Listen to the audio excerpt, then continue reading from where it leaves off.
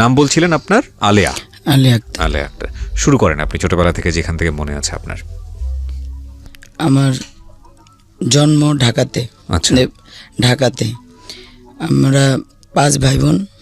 আমি যখন আমার বয়স যখন 2.5 বছর, তখন আমার আব্বা আম্মা আমাদের আর্থিক অবস্থার কারণে আমাকে আমার নানু বাড়িতে রেখে আসে। আর্থিক অবস্থার কারণে বলতে? আর্থিক অবস্থা দুর্বল হয়ে। বাবা কি করতো তখন? আমার বাবা রিক্সা চালাইতো। আপনি তখন মানে ভাই বোনদের মধ্যে কততম? 3 নম্বর। 3 নাম্বার। এবং আপনার আর্থিক সামহাও চালাতে পারতেছিল না, যে কারণে আপনাকে নানার বাসায় রেখে, মানে আপনার নানার বাসায় রেখে আসা হয়। আচ্ছা, খুব ছোটবেলা, নিশ্চয়ই আপনার মনে নাই? 2.5 বছর। 2.5 বছর মনে থাকার কথা না? হ্যাঁ, তারপর? ওই 2.5 বছর বয়স থেকে আমি আমার নানু বাড়িতে থাকি। ওখানে আস্তে আস্তে বড় হই। স্কুলে ভর্তি করে আমার নানু বাড়িতে আমাকে অনেক কাজ করতে হয়। গরু পালতে হয়েছে। তারপরে নানা ভাইয়ের সাথে কৃষি কাজ করতে হয়েছে। তারপরে সেগুলা বাজারে নিয়ে বিক্রি করতে হয়েছে। একটু বড় হওয়া যখন ক্লাস 2তে পড়ি, তখন আমার ছোট খালামণির বিয়ে হইল। আচ্ছা। সেই খালামণির বাসায়ও আমাকে অনেক কাজ করতে হইতো। আপনার খালামণির বাসায় পাঠিয়ে দিল আপনাকে? মানে না, খালামণির বাসা নানুর বাসা প্রায় পাশাপাশি ছিল। আচ্ছা। হ্যাঁ, এর মাঝে আবার আমাকে স্কুলেও যেতে হইতো। আচ্ছা। তো আস্তে আস্তে আমি যখন বড় হলাম, ক্লাস 5-এ উঠলাম, আমাকে গ্রামের বাড়িতে বিয়ে দিয়ে দিবে সবাই ধরলো বিয়ে দেওয়ার জন্য। কিন্তু আমি বিয়ে করব না বিদায় আমার কাকা আর দাদি আব্বা গ্রামে গেছে। তারা জানতো না যে আমি গাড়িতে লুকায় উঠে গেছি। ওইটা সিটের নিচে, পিছনে যে 5টা সিট থাকে, ওই 5টা সিটের নিচে আমি শুয়ে পড়ছিলাম। পিছনে যে সিটগুলো থাকে ওটার নিচে গুজে হয়ে শুয়েছিলাম, যাতে আমাকে না দেখে। যখন গাড়ি অনেক দূর আসলো, এক জায়গায় থামাইলো, তখন এসে আমি কাকাকে বললাম যে কাকা আমি বাথরুমে যাব। তখন তারা আমাকে দেখে যে আমি আসছি গাড়ির মধ্যে। তখন বাবা অনেক রাগ করলো যে এখন তুই চলে যাবি, ঢাকা যাবি, আমি এমনি চালাইতে পারি না, সংসার চালাতে পারি না, তো এখন আবার কি করব। তখন আমি বললাম যে আমি ঢাকা গিয়ে মানুষের বাসায় কাজ করব, সমস্যা নেই, কিন্তু এই গ্রামে আমি থাকবো না, আমাকে এত ছোটবেলায় বিয়ে দিবে, আমি বিয়ে করব না। আর এখানেও আমার অনেক কষ্ট, আমার গরু পালতে হয়, এই সংসার দেখতে হয়, এখানে আমার অনেক কাজ করতে হয়, ও বাড়িতে কাজ করতে হয়। তো আমি আব্বাকে বললাম যে আমি এখানে থাকবোই না, চলে যাব। তা আব্বা আনবেই না। পরে আমার ছোট কাকা বলল যে আচ্ছা আগে ঢাকা যাক, যদি ওখানে ও না থাকতে পারে বা কিছু না হয় তখন আমরা আবার দেখবো নি, পরে লাগলে নিয়ে আসবো। এখন তো গাড়ি অনেক দূর চলে আসছে, তো ঢাকা চলে যাই। আচ্ছা। তো ঢাকা চলে আসলাম। আসার পরে আম্মা রাগ করলো যে চলে আসছ, আমার আব্বা আম্মার ওইখানে তো কেউ নাই, ওদেরকে দেখবে, আমার বোনটারও বিয়ে হয়ে গেছে, তো তুই চলে আসলি। আমি বললাম যে আমি ওইখানে থাকবো না, ওইখানে থাকলে খালি বিয়ের কথা বলে। তো এইভাবে চলতেছে। পরে আমি ওই যে চাদরে ফুল উঠে না, জি, চাদরে ফুল উঠাতাম কখনো, ওই ঢাকাতে বসেই? হ্যাঁ, ঢাকাতে। আচ্ছা। চাদরে ফুল উঠিতাম। এগুলো কি আপনি শিখেছিলেন কারোর কাছ থেকে, নাকি একা একাই যা পারতেন তাই করতেন? না, আমি গ্রামে ছোটবেলা থেকে হাতের কাজ পারতাম। আচ্ছা। তো ওখান থেকে ওনারা যাদের চাদর বা এই পাঞ্জাবি, তারা একবার একটু দেখাই দিছে যে এটা এইভাবে করতে হবে, এটা এখানে এই সুতা বসবে, এখানে এটা করতে হবে। তো ওভাবেই করে দিতাম। আচ্ছা। ওটা আমাকে একবার দেখাই দিলে আমি পারতাম যে এটা এভাবে করতে হবে। তো আমাদের বাসায় কারেন্ট থাকতো না, ছিল না, কুপি হারিকেনের আগুন দিয়ে রাত্রে 12টা 1টা পর্যন্ত অনেক কাজ করতাম। মাসে তখন ভালো টাকার কাজ করতাম, 3000-4000 টাকার কাজ করতাম এই হাতের কাজ। তারপরে একজন বলল যে আড়ঙের কাজ আছে, অনেক দাম পাওয়া যায়, 1 সুতার কাজ, যদি তুই করতে পারিস তাহলে আমি আড়ং থেকে কাজ এনে দিব। আমি বললাম যদি স্যাম্পল দেখাইতে পারেন আমি করে দিতে পারবো। তো ওখান থেকে এক একটা চাদর করতাম, চাদর নিতাম, 7000-5000 টাকা মজুরি দিত। 2টা বালিশের কভার, একটা চাদর, এটা হলো 1 সুতার ভরাট গোলাপ করতে হইতো। এক চাদরের কোনায় 5টা করে আর মাঝে 10টা, আর বালিশে করতে হইতো কোনোটা 4টা, কোনোটা 3টা, কোনোটা 5টা, ছোট ছোট করে। এগুলো এক সুতা দিয়ে বিভিন্ন কালারের সুতা, এক একটা ফুলে, এক একটা পাপড়িতে, এক একটা পাতায় এক এক কালার বসান লাগতো। আচ্ছা, ওই সুতাগুলো ম্যাচিং করে করে ওই কাজগুলো করে দিলে মানে তখন আপনার লেখাপড়া আপনি বন্ধ করে দিলেন? হ্যাঁ, লেখাপড়া আমার বন্ধ হয়ে গেল। তো যখন এভাবে কাজ করতেছি, সংসারে একটু সাপোর্ট দিতেছি, 2-3 বছর গেছে, তখন একজন বলল যে ফার্ম গেট তেজকনিপাড়া একটা স্কুল আছে, ওইখানে নাইট স্কুল, আচ্ছা ওখানে বিনা পয়সা পড়ানো হয়, আচ্ছা, তুই ইচ্ছা করলে ওখানে গিয়ে পড়তে পারিস। তখন আমি বললাম যে আমি তো অত দূর চিনি না, বা ওই স্কুলে কীভাবে গিয়ে ভর্তি হইতে হয় আমি জানি না, আমাকে যদি নিয়ে যাস। কয়, ও বললো যে আমি তো ওখানে পড়ি, আমার সাথে যাস, গেলেই ভর্তি করে নিবে। আম্মাকে বললাম, আম্মা কিছুটা রাজি হলো, আব্বা মোটেই রাজি হলো না, যে না। আর আব্বা, আমি ওখান থেকে আসার পর আব্বা আমার সাথে ভালো করে কথা বলতো না। আচ্ছা, তো কথা বলতো না, আমি তাকে বিছনা করে দিলে সে ঘুমাতো, সে যখন যা দিতাম শুধু ভাত বেড়ে দিলে আব্বা খাইতো না, আমার সাথে কথা বলতো না। তো এটা নিয়ে আমার মনে অনেক কষ্ট, অনেক। আমার ছোটো বোনটাকে যখন আব্বা আদর করতো, টাকা দিত কোলে নিয়ে, তখন আমার কষ্ট লাগতো, আমি কান্না করতাম চুপে চুপে। আব্বা আমাকে কোনো হেল্প করতো না। তো মাকে বললাম, মা বললো যে নাইট স্কুল, রাত্রে আবার অত দূর থেকে, মেয়ে মানুষ, তুই কীভাবে আসবি? আমি বললাম যে আমার জন্য চিন্তা করা লাগবো না, আমি সন্ধ্যার সময় যাব, এখান দিয়ে পুরান এয়ারপোর্ট দিয়ে হাঁটতে হাঁটতে যাব, ওই মাথায় বের হয়ে ওইখান দিয়ে ভিতর দিয়ে ঢুকে নাখালপাড়া ঢুকে তেজকনিপাড়ায়, ওইখান দিয়ে ঢুকে আমি ক্লাস করে আসার সময় মেইন রোড দিয়ে আসবো, আগারগাঁও সারাপাড়া দিক দিয়ে হয়ে মেইন রোড দিয়ে আসবো, আপনি আমার জন্য চিন্তা করেন না। তো মা মেয়ে মানুষ দেখে অনেকটা ভয় পেল যে কি না কি হয়। তো আমি বললাম যে আমার জন্য কোনো চিন্তা করেন না, আর আমি তো একা আসবো না, অনেকে এখানে পড়ে যারা যারা, তাদের সাথে আসবো, আর না হইলে আমার জন্য চিন্তা করবেন, আমি আসতে পারবো। আব্বা বললো, মা বললো আমি তো কোনো গাড়ি ভাড়া দিতে পারবো না। বলছে আমার কোনো গাড়ি ভাড়া লাগবে না, আমি হেঁটেই যাইতে পারবো, হেঁটেই আসতে পারবো। কোথা থেকে হেঁটে যাবেন? তখন বাসা ছিল কোথায়? বাসা মণিপুর ছিল। মণিপুর বলতে ওই যে এখন যে হার্ট ফাউন্ডেশন 2 নম্বর থানা, ওখান থেকে এই ফার্ম গেট পর্যন্ত হেঁটে আসতে হবে। হ্যাঁ, হেঁটে আসতে নাইট হবে। স্কুলে পড়াশোনা? Night school. জি। স্কুলটার নাম হলো UCP school, under people and children educational programs. এই স্কুলটা অনেক কষ্ট করে তাদের রাজি করে স্কুলে যাওয়া শুরু করলাম। এই হেঁটে যাই, হেঁটে আসি, ঝড়েও হেঁটে যাই, রৌদ্রেও হেঁটে যাই, যত বৃষ্টি ঝড় তুফান হোক হেঁটে যাই, হেঁটে আসি। এভাবে করতে করতে ওখান থেকে 6, 7, 8 পর্যন্ত পড়াশোনা করলাম। আচ্ছা। 8 পর্যন্ত পড়ার পরে এই মিরপুর যে জার্মান টেকনিক্যাল, ওর কাছাকাছি হলো ইউসুফ টেকনিক্যাল, ওখানে আনলো আমাদেরকে কাজ শেখানোর জন্য। আচ্ছা। ওখানে 2 বছর কাজ শেখায়। তো এখানে গার্মেন্টস আছে, মেয়েদের জন্য নিটিংস আছে, তারপর টেলারিং আছে, ইলেকট্রনিক্স আছে, কিন্তু আমি কাজ বেছে নিলাম ইলেকট্রনিক্স। ওখানে 2 বছর কাজ শিখলাম। কাজ শেখার পর আমাদের চাকরি হলো 2093 সালের 1993 সালের আগস্টের 1 তারিখে আমরা সিঙ্গার আচ্ছা জয়েন করছি। আচ্ছা। তো জয়েন করার পরে ওখানে চাকরি, আমার স্যালারি 10,000 টাকা হয় শুরুতেই। বাহ। 10,000 টাকা স্যালারি হয়। ওই যখন আমার চাকরি হয় তখন আমার খালু পাপা মারা যায়। খালু পাপা মানে? মানে আমার খালার হাজব্যান্ড আর কি। আচ্ছা। তো উনি মারা যায়। তো ওনার 6টা ছেলে মেয়ে রেখে গেছে। একটা ছেলে কিছুদিন পরে পানিতে মারা গেছে পরে, আর 5টা ছেলে মেয়ে। ওনার সংসারের হালও আমাকেই ধরতে হয়েছে। মানে আপনি নিজের সংসারের হাল ধরার পাশাপাশি আপনার ওই খালুর সংসারের হালও আপনি ধরেছেন? হ্যাঁ, খালু, কারণ খালাম্মাকে সাপোর্ট দেওয়ার মতন কেউই ছিল না।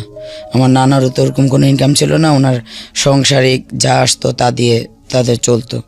আমার মামাটা একটু বান্ডালি ছিল, তাদের দেখতো না। ও ঘরে একটা ভাই মারা যাওয়ার পরে খালাম্মার আরও 5টা ছেলে মেয়ে, তাদেরকেও কাউকে মাদ্রাসায়, কাউকে নোয়াখালী কোলান্দি হাই স্কুলে ভর্তি করে দিলাম।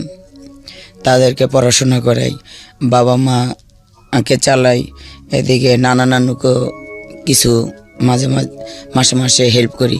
কারণ 93 সালে 10,000 টাকা মোটামুটি অনেক। আমি ঠিক চাকরি শুধু করতাম না, এর পাশাপাশি বাসায় এসে তারপরে অফিসে লাঞ্চ আওয়ারে, তারপরে অফিসে যাওয়ার আগে, বন্ধের দিন আমার হাতের কাজ চলতোই। আমি আড়ঙ্গের কাজ করতাম, বেশিরভাগ পাঞ্জাবি আর চাদর। তার মানে আপনি চাকরি করে ইনকাম করতেন, পাশাপাশি আপনি বুটিকের কাজ করেও ইনকাম করতেন? হ্যাঁ, ইনকাম করতাম, আচ্ছা যাতে সবাইকেই সাপোর্ট করতে পারি। আচ্ছা। এভাবে করতে করতে আমার খালাতো বোনটাকে দাখিল মানে ইন্টারমিডিয়েট, যেটা আরবি লাইনে মানে মাওলানা কি বলে, ওটা পাশ করাইলাম। আপনি করিয়েছেন। আজকের এই জীবন গল্প, আলেয়ার যে জীবন গল্প, সেটা আপনাকে অন্যরকম একটা অনুভূতির মধ্য দিয়ে নিয়ে যাবে। শুধু এতটুকুই বলতে পারি, কজ আমি তো কিছুটা সামারি জানি এবং বাকিটুকু আপনারা আজকে জানবেন। আমি শুরুতেই আপনাদেরকে বলবো যে এই অনুষ্ঠানটি একযোগে প্রচার করা হচ্ছে আমাদের ইউটিউব চ্যানেলে, ঢাকা FM 90.4 নামে আপনি সার্চ দিলেই আমাদের চ্যানেলটি পাবেন। বিনীতভাবে অনুরোধ হচ্ছে ওখানে গিয়ে আপনি সাবস্ক্রাইব করে নোটিফিকেশনটা অন করে নেবেন। এবং এই অনুষ্ঠানের ছোট্ট ভিডিও ফুটেজ সেটা থাকবে আমার পার্সোনাল ইউটিউব চ্যানেলে www.youtube.com/RJKibriya.FM। আমি আবারও বলছি www.youtube.com/RJKEBRIAFM। চ্যানেলটি আছে কিবরিয়া আরজে নামে, ওখানে গিয়ে অবশ্যই আপনারা সাবস্ক্রাইব করে বেল বাটনটি অন করে নেবেন, তাহলে আজকের যিনি গেস্ট আছে তাকে দেখতে পাবেন। জি আলে, আমরা যেখানটায় ছিলাম যে আপনি দাখিল পাশ করিয়েছেন আপনার খালাতো বোনকে, তারপর? ওরা 5 ভাই বোন, তো বড়টাকে দাখিল পাশ করাইছি। এর পাশাপাশি ওর যে ইমিডিয়েট ছোট ভাইটা, ওর সাথে সাথে সেও মানে আরবি লাইনেই ম্যাট্রিক পরীক্ষা দিয়েছে, কিন্তু পাশ করেনি, এক বিষয়ে ফেল করছে, অঙ্কেতে। আচ্ছা হ্যাঁ। তো আর বাকি যে 3টা ওরাও পড়ছে। কেউ ছোট যে মেজো ভাইটা আমার খালাতো ভাই, তাকে কোরআনে হাফেজ বানাতে চাইছিলাম, সে 17 পারা পর্যন্ত পড়ে আর পড়েনি। আর ছোটটা ও ক্লাস 8 পর্যন্ত পড়াইছি। তারপরে আরেকটা বোনকেও ম্যাট্রিকে আনছি, ওটাও আর পড়েনি। তো এভাবে করে তাদের এদিকে আমার যে ছোট ভাই বোন, আমার ছোট আরও এক ভাই এক বোন, জি, তাদেরকেও আমার যত সাপোর্ট দেওয়ার দরকার, মানে তাদের যত চাহিদা, কাপড় চোপড়, খাওয়া বা পড়ালেখার সাপোর্ট বা যেখানে যা, ওরা আমার ছোটো বোনটা সবসময় আমার কাছে বায়না করতো। আব্বা আম্মার কাছে তেমন বায়না করতো না, আমার ওই জামাটা পছন্দ, আপা আমার ওই খাবারটা পছন্দ। তো এগুলা যার যার চাওয়া সবসময়, যেহেতু ওই সময় আমার ইনকামই বেশি সবার থেকে। তো এর ভিতরে আমার বড় ভাই বিয়ে করে, সেও বেকার। আচ্ছা। তো বিয়ে করার পরে আমার বড় ভাইয়ের কোনো চাকরি নেই। তো আমার সিঙ্গারে সব সুপারভাইজার বসেরা খুব ভালোবাসতো আমার কাজ দেখে। মানে আমার কাজে কখনই কোনো গাফিলাতি বা ফাঁকি ছিল না। আচ্ছা। আমি সবসময় ঠিক টাইমে পৌঁছাইতাম এবং চাকরি করতাম, ঠিক মতো মন দিয়ে কাজ করতাম, এজন্য সবাই আমাকে ভালোবাসতো। তো যখন আমার ভাই বেকার বিয়ে করলো, তখন আমি যখন এক বসকে ধরলাম যে স্যার আমার ভাইকে একটা চাকরি দেওয়া দরকার, আমার ভাইয়ের বিয়ে করছে, তার সংসার হয়েছে, তখন বললো যে ঠিক আছে, দিলখোসা বাণিজ্যিক এলাকায় সিঙ্গার হেড অফিসে পাঠিয়ে দিও, আমি ওর সাথে কথা বলবো। আচ্ছা। তো ভাইয়াকে ওইখানে ঠিকানা দিয়ে পাঠাইলাম। যাওয়ার পর ভাইয়ের চাকরি হলো ড্রাইভিং বিষয়ে। বেতন কত ধরছিল ওইটা আমার মনে নেই, কিন্তু ভাইয়া যাওয়ার পরই স্যার চাকরিটা দিয়ে দিল। ভাইয়াও একটা সাপোর্ট দেওয়া শুরু করলো আমাদের সংসারে। এভাবে করে যখন 96 সন আসলো, তখন আমি আমাদের প্রত্যেকই দিয়েই একটা প্রোডাকশন বোনাস ছিল কোম্পানির তরফ থেকে। তো ও বছরও আমি কোম্পানির প্রোডাকশন বোনাস, তারপরে আমার বেতন, তারপরে এমনি ঈদ বোনাস নিয়ে প্রায় 50,000 টাকা পাইছি। 50,000 টাকা পাইছি। যখন ওখান দিয়ে আসতেছিলাম হামায়তপুর বাস স্ট্যান্ডে আসার সময় আমি বড় ধরনের একটা অ্যাক্সিডেন্ট হই। সেই অ্যাক্সিডেন্টে প্রথমে ভেবিতে মারার পরে আমার উপর দিয়ে, কোমরের উপর দিয়ে আমার গাড়ি উঠে যায়। উঠে গেলে আমার কোমরের 4টা হাঁটি ভেঙে যায় এবং আমার হাত কেটে যায়। গ্লাস ব্যাংকের গাড়ি ছিল, তো আমার হাতে 19টা সেলাই পড়ে। আচ্ছা আচ্ছা। তখন এত পরিমাণ ব্লাড হইতেছিল সবাই বলতেছিল যে আমি আর বাঁচবই না। সবাই যখন একদম হলো তখন আমাকে ভেবিতে করে নিয়ে আসলো পঙ্গু হসপিটাল। তো ওখানে যাওয়ার পরে ডাক্তাররা আমাকে দেখলো, দেখার পরে প্রথমে আমার এই হাতটা সেলাই করলো, 19টা সেলাই পড়ছে আমার হাতে। তো ওনারা এক হাতে আমার অনেক ব্লাড চলে গেছিলো, এক হাতে স্লাইন আর এক হাতে ব্লাড কালেকশন করলো। আমার ব্লাড গ্রুপ বি পজিটিভ, পরে ব্লাড দেওয়া শুরু করলো। তো প্রায় 16-17 ঘন্টা পার হয়ে গেল, কিন্তু আমার ইউরিনের পরিবর্তে শুধু ব্লাডই আসতেছিল। তো ডাক্তাররা বলল যে যদি এভাবে ব্লাডই আসতে থাকে, 24 ঘন্টার ভিতরে যদি ওনার ব্লাড না বন্ধ হয়, শুধু ইউরিন পাস না হয়, শুধু ব্লাড যেতে থাকে, তাহলে ওনাকে আমাদের কোনোভাবেই বাঁচানো সম্ভব না। আর আমি এমনভাবেই অ্যাক্সিডেন্ট হয়েছিলাম, আমার মুখের কি আকৃতি কোনো দেখার কোনো কায়দা ছিল না। আমার মুখে কোনো চামড়া ছিল না, ভুরু ছিল না, নাক ফেটে গেছিল, এই যে কপাল ফেটে গেছে, আমার সব মানে একদম বিকট চেহারা হয়ে গেছিল। তো ডাক্তাররা সবাই বলতেছে যদি ওনার ব্লাড বন্ধ না করা যায়। তো পরের দিন আমার যে বস ছিল মির্জা মোহাম্মদ মুহিউদ্দিন, আমার ওনারই মানে ফ্রেন্ড ডাক্তার ছিল, উনি আবার পঙ্গু হসপিটালের অনেক বড় ডাক্তার। তো ওনার সাথে আমার সে বসে যে ওনার সাথে বসে আমার জন্য বোর্ড মিটিং বসে আমাকে ট্রিটমেন্ট দেয়। 21 ঘন্টা পরে আমার ব্লাডের পরিবর্তে অল্প অল্প করে ব্লাডের সাথে ইউরিন আসা শুরু করলো। মানে ব্লাডের পরিমাণ কমতেছে, ইউরিন পরিমাণ আস্তে আস্তে বাড়তেছে। কি যেন একটা ইঞ্জেকশন দিছে ওটার পরে। তো এভাবে করতে করতে আমার প্রায় ডাক্তাররা বলল সব টেস্ট করে যে আমি কখনো আর হাঁটতে পারবো না। এভাবেই যদি কখনো আল্লাহ চান তো জোড়া হয়, না হইলে আর না। তো আমার চিকিৎসা কি, আমার তো এখানে তো কোনো কোমরে তো কোনো ব্যান্ডেজ নাই, কোনো কিছু করা যাবে না। আমার চিকিৎসাটা কি, মেডিসিন খেতে হবে আর একদম বিছানায় শুয়ে থাকতে হবে সোজা হয়ে, একদম নড়াচড়া করা যাবে না। যদি এভাবে শুয়ে থাকা যায়, কোনো এক সময় হয়তো বা এটা জয়েন নেওয়া যাইতে পারে। তো এইভাবে করতে করতে প্রায় 2-2.5 বছর হয়ে গেল আমি বিছানায় শুয়ে আছি। মানে আপনি যে ইনকামের মানুষ, যার আয় দিয়ে খালার সংসার, আপনাদের সংসার চলতো, সেই মানুষ এরকম বিছানায় পড়া? হ্যাঁ, বিছানায় পড়া না, আমার স্যালারি আসতো। স্যালারি দিত? হ্যাঁ, আমার মান্থলি স্যালারিটা বাসায় পৌঁছাই দিত। বাহ, খুব ভালো সংবাদ। হ্যাঁ, তারপর? হ্যাঁ, প্রত্যেক মাসেই, কারণ আমি তো কোথাও বেড়াইতে গিয়ে আমার অ্যাক্সিডেন্টটা হয়নি, অফিসের কাজে হয়েছে। অফিসে থেকে ফেরার সময় অফিসের সামনেই আমি অ্যাক্সিডেন্টটা হয়েছি। আচ্ছা, এজন্য অফিস বিয়ার করতে, অফিস বেয়ার করছে আমার। অনেক অফিস থেকেও আমাকে কিছু খরচ দিছে আমার ট্রিটমেন্টের, প্লাস যে আমাদের যে কলিগরা ছিল ওরাও প্রতি মাসে মাসে কিছু একটা ওরা উঠাইতো, প্রত্যেকেই কিছু চাঁদা উঠে আমাকে আমার ভাইয়ের হাতে দিয়ে যেত। আচ্ছা, এভাবে করে আমাকে হসপিটালে রাখলো, পঙ্গু হসপিটালে রাখলো প্রায় 3 মাস 3.5 মাস রাখলো। রাখার পরে ওনারা বললো যে এখানে বেড ভাড়া দিয়ে এত কিছু করে কোনো লাভ নেই, আপনারা ওকে বাসায় নিয়ে যান।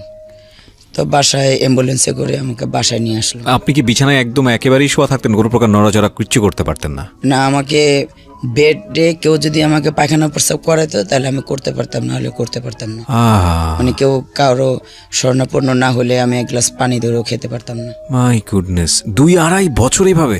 হ্যাঁ, যখন আমি আমার গ্লাসে যখন প্রথম আমার চেহারা দেখি, তখন আমি খুব জোরে একটা চিৎকার মারি যে আমাকে নিজেই চিনতে পারি না, কারণ আমার মুখে তো কোনো মাংস নেই, ভুরুগুলো কেটে গেছে, নাক ফেটে গেছে, কোনো কিছু চিনতে পারছি না। যখন প্রথম গ্লাসে দেখি, যখন বাড়িতে নিয়ে আসলো, তো আমাকে এইভাবেই আমার যে বড় ভাই বিয়ে করছে তার বউ আমাকে সবসময়, সেই আমার বেশি সেবা করছে, আমার মায়ের থেকেও বেশি সে সেবা করছে, কারণ তার রুমেই রাখছে, তার রুমেই শোয়াইছে, এবং ভাই এক পাশে শুইতো, ভাবি আরেক পাশে শুইতো, আমাকে তার খাটের মাঝখানে শোয়াইছে। আহা, ভাইয়া ভাবি সব সময় মানে খাওয়াই দেওয়া, আমার শরীর মোছাই দেওয়া, আমার পায়খানা প্রস্রাব করা, আমার জামা কাপড় চেঞ্জ করে দেওয়া। জামা কাপড় তো পরাইতো না, আমাকে একটা চাদর দিয়ে আবরণ দিয়ে রাখতো। হুম, তো আমাকে তো এগুলো পরাইতে পারতো না, কীভাবে পরাবে? আমি তো বেডেই শোয়া, পায়খানা প্রস্রাব করান লাগতো, এই জন্য কোনো কাপড় পরাইতো না, চাদর দিয়ে ঢেকে রাখতো। তো এবার কথা 2-2.5 বছর পরে মাঝে মাঝে নিয়ে যেত, অ্যাম্বুলেন্সে করে পঙ্গুতে নিয়ে যেত টেস্ট করানোর জন্য। ডাক্তাররা বলতো যে হ্যাঁ কিছুটা ইমপ্রুভ হচ্ছে, কিছুটা ইমপ্রুভ হচ্ছে। আচ্ছা, হ্যাঁ, আমরা আশাবাদী যে ঠিক হয়ে যাবে, আমরা আশাবাদী যে ঠিক হয়ে যাবে। তো আমি এভাবে করে যখন 2.5 বছর প্রায় হলো, ডাক্তারদের এখানে আসলাম। ডাক্তাররা বললো যে এখন মোটামুটি সুস্থ, হাঁটতে পারবে, কিন্তু কারো কাঁধে ভর দিয়ে, আচ্ছা, কোনো ক্রেস না, ওই যে ক্রেস দেওয়া যাবে না, আচ্ছা, কারো কাঁধে ভর দিয়ে ক্রেস ইউজ করা যাবে না। বুঝতে পেরেছি। হ্যাঁ, দুজনে কাঁধে ধরবে, এই 1 মিনিট, সকালে 1 মিনিট, দুপুরে 1 মিনিট, বিকালে 1 মিনিট, 1 মিনিটের বেশি না, ঘড়ি ধরে 1 মিনিট, ওই ঘরের ভিতরে, বাইরে না, উঁচু নিচু জায়গায় না, সমান জায়গায়। আচ্ছা, এভাবে করে 6 মাস ওকে প্রতিদিন 1 মিনিট 1 মিনিট করে করবে। পরে আল্লাহর রহমতে 6 মাস করার পরে এই পঙ্গুতে আমাকে নিল না, ওখানকারই যে ডাক্তার ছিল ওনার চেম্বারে নিয়ে গেল, ডাক্তার মেহেদি। হুম, ওনার ওইখানে নেওয়ার পর উনি সব চেক টেক করলো, সব টেস্ট করলো, করার পরে বললো যে এখন ভালোই আলহামদুলিল্লাহ, তবে ওনাকে কখনো বিয়ে শাদী দিয়েন না। কখনো বিয়ে শাদী দিয়েন না? না, আচ্ছা, উনি যদি বিয়ে শাদী দেন ওনার সমস্যা হবে। এই সমস্যাটা কি সমস্যা সেটাই বলেছিল? হ্যাঁ, বলছে যে উনি কখনো স্বামী স্ত্রী সঙ্গ করতে পারবে না, মানে স্বাভাবিক যে সম্পর্কটা সেটা হতে পারবে না। হ্যাঁ সেটা করতে পারবে না। তো এটা বলার পর তো আমি কি করব, সবাই নিয়তিকে তো মেনে নেই, আমিও নিয়তিকে মেনে নিয়ে আস্তে আস্তে একটু সুস্থ হয়ে আবার কাজে জয়েন করি। সিঙ্গারে জয়েন করেন? হ্যাঁ, সিঙ্গারি আবার জয়েন করি। যখন আমার জয়েন করার পরে 6 মাস পরে আমাদের এলাকারই একটা ছেলে, ওদের বাড়ি বরিশাল পটুয়াখালীতে, কিন্তু ওর ছোট ভাইয়ের বাসায় বেড়াতে আসছিল আমাদের পাশেই, হুম, ওরা ভাড়া থাকতো। সেখানে আসার পরে ওই লোকটা আমাদের বাসায় বিয়ের কথা বলছে। এখন ছেলেটা ভালো না, ছেলেটা ভালো না, একটু 2 নাম্বারই কাজ করতো, তো যার জন্য আমাদের বাসা থেকে কেউ বিয়ে দিবে না। এর ভিতরে আমার আবার যে বড় ভাই, তার ওয়াইফের আবার গল ব্লাডারের ব্যথা উঠছে, 10 নম্বর জেনারেল হসপিটালে ভর্তি করছে। আমি ওখানে গেছি, ভাবি সরাসরি অফিস থেকেই ভাবিকে দেখতে হসপিটালে আসছি, ভাবির অপারেশন। তো ভাবির অপারেশন হলো রাত্রে, আমি ভাবির কাছেই ছিলাম। সকালে যখন আমি অফিস থেকে যাচ্ছি 10 নম্বর গোলচক্কর যাওয়ার সময়, ওই লোকটা ঢাকা ভার্সিটির যে শামীম আহমেদ, শামীম ছিল না এক সময় খুব নাম করা, ওনাকে নিয়ে আরেকটা লোক নিয়ে, আর ওই লোকটা আমাকে আসছে এসিড আর পিস্তল ঠেকায় আমাকে।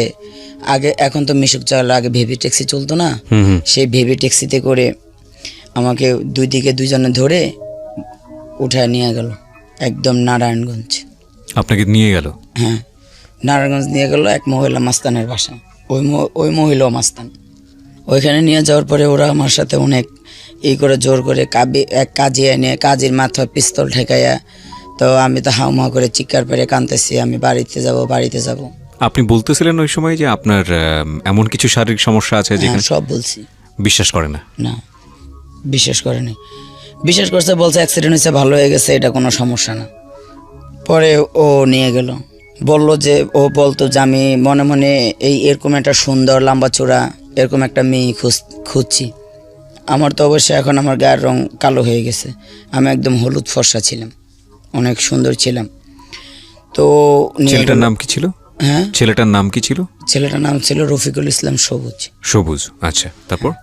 তো ওখানে আমাকে নিয়ে গেল, নিয়ে যে সেই ওই ইকে নিয়ে কাজীকে আইনলো, কাজী বিয়ে পড়াবেই না, গার্জিয়ান চায়, বাবা মা চায়। আমার কান্নাকাটি দেখে ওনারও মায়া হলো, আমাকে সে বিয়ে করাবেই না। পরে ওই পিস্তল ঠেকায় ওই লোকটাকে বলল যে শালার বেটা, শালা তোরেই মেরে ফেলাম, তুই বিয়ে করা। পরে তো উনি অনেক করে বিয়ে করাইলো। বিয়ে করানোর পরে ওখানে আমাকে 3 মাস আটকায় রাখলো। আপনারা শুনছেন আলেয়ার জীবন গল্প। আলেয়ার যে জীবন গল্প সেটা শুরু হয়েছে মাত্র, এতটুকুতেই আসলে গেজ করার কোনো সুযোগ নেই যে উনি আসলে কোথায় দাঁড়িয়ে আছে আজকে। আশা করছি শেষ পর্যন্ত আপনারা শুনবেন। আমরা ছোট্ট একটা বিরতির পর আবারও ফিরে আসছি। এই ফাঁকে আপনাদেরকে মনে করিয়ে দিচ্ছি, আলেয়ার একটা ভিডিও ফুটেজ আমি আমার ইউটিউব চ্যানেলে দিয়েছি, আপনারা চাইলে ওখানে এসে ওনাকে দেখতে পারেন। আমার ইউটিউবের ঠিকানা হচ্ছে www.youtube.com/RJ Kibriya FM, RJKEBRIAFM। চ্যানেলটি আছে কিবরিয়া আরজে নামে। ওখানে গিয়ে অবশ্যই আপনি সাবস্ক্রাইব করতে ভুলবেন না, এবং সাবস্ক্রাইব করার পাশাপাশি আপনি যে কাজটি করবেন, বেল যে বাটনটি আছে ওটা অন করে দেবেন। তাহলে আমি যে কন্টেন্টটি ওখানে দিই না কেন, সঙ্গে সঙ্গে আপনি আপনার সেলফোনের মাধ্যমে জানতে পারবেন এবং আপনি সবার আগেই দেখতে পারবেন। হ্যাঁ, আলে আমি যেখানটায় ছিলাম, কথা না বাড়িয়ে আপনার কাছে আমি আবারও ফিরছি। 3 মাস আমাকে ওখানে যখন আটকায় রাখলো, এদিকে আব্বা আম্মা ভাই বোন সবাই আমাকে খোঁজাখুঁজি করে, আমি কোথায় আছি, কিভাবে আছি, সবাই সবভাবে খোঁজে, কোনোভাবেই পায় না। তো ওনারা খুঁজতে খুঁজতে কী করবে, 3 মাস পর যখন আমি বাসায় ওই আমাদের পাশের বাড়িতে যে ওর ছোট ভাই ভাড়া থাকে, ওদের বাড়িতে আমাকে নিয়ে আসলো। নিয়ে আসার পরে আব্বা আম্মা ভাই বোন সবাই জানলো যে আমি ওখানে আছি বা ওখানে আসছি। তো ওনাদের ধারণা, এখনও অবধি ওনাদের ধারণা যে আমি মনে হয় আমার বিয়ে হবে না, ডাক্তাররা বলছে বিয়ে দিতে না। ওনাদের ধারণা আমি ওই লোকটার সাথে চলে গেছি নিজ ইচ্ছায়। আসলে না, আমি যাইনি, আমাকে উঠায় নেওয়া হয়েছে, এটাই সত্য। আদৌ বাবা মাকে বিশ্বাস করাইতে পারি নাই যে আমি যাইনি। যাকে আমি দেখি নাই, কখনো চিনি না, তার সাথে আমি কিভাবে প্রেম করব আর কীভাবেই যাব। তো যাই হোক, ওখানে আসলো। আনার পর আমাদের ওখানে তার সাথে তো আমার ওই 3 মাসে কোনো কথা হয় নাই, বা স্বামী স্ত্রীর যে সম্পর্ক সেটাও হয়নি। তো যখন এর ভাইয়ের বাসায় আসলো, তো সে আমাকে হাত পাও বেঁধে যেভাবে র্যাপ করে, এভাবেই সে আমার সাথে সহবাস করলো।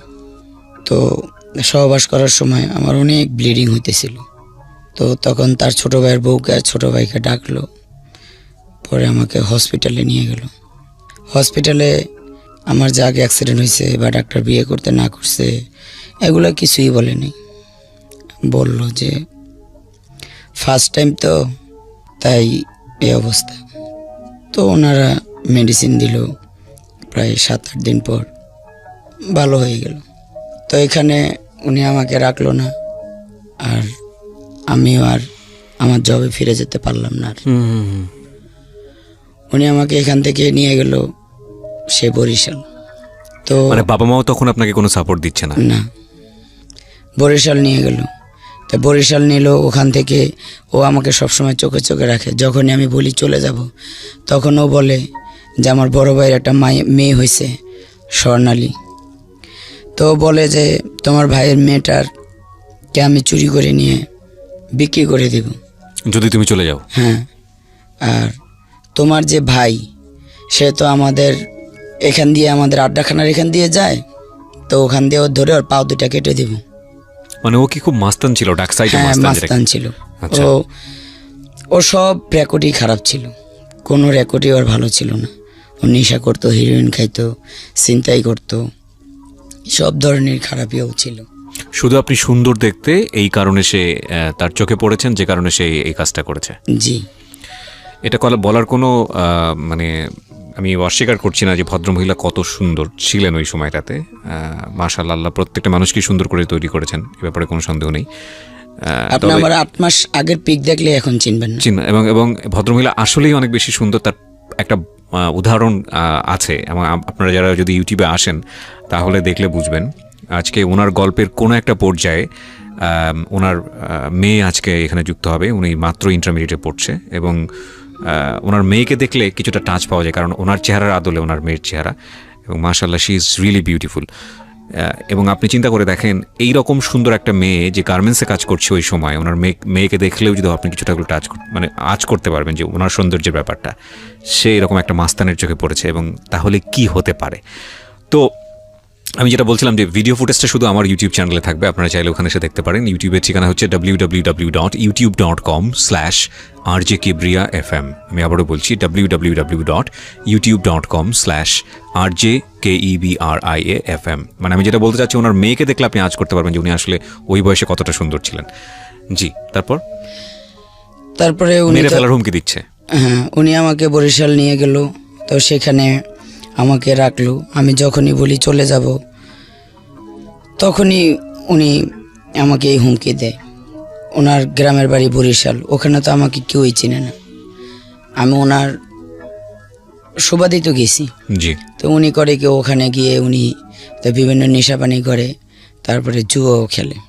তো একদিন রাত্রে 2:30 বাজে, উনি আসে না। আমি রুমে একা একা বসে আছি। তো উনি আসার পরে আমি যখন ওনাকে বললাম যে আপনি যেভাবে এগুলা করতেছেন, আমি এখানে কার দৌলতে আছি, আপনি আমাকে যেভাবে বিয়ে করেন, আমি তো আপনার স্ত্রী বর্তমানে।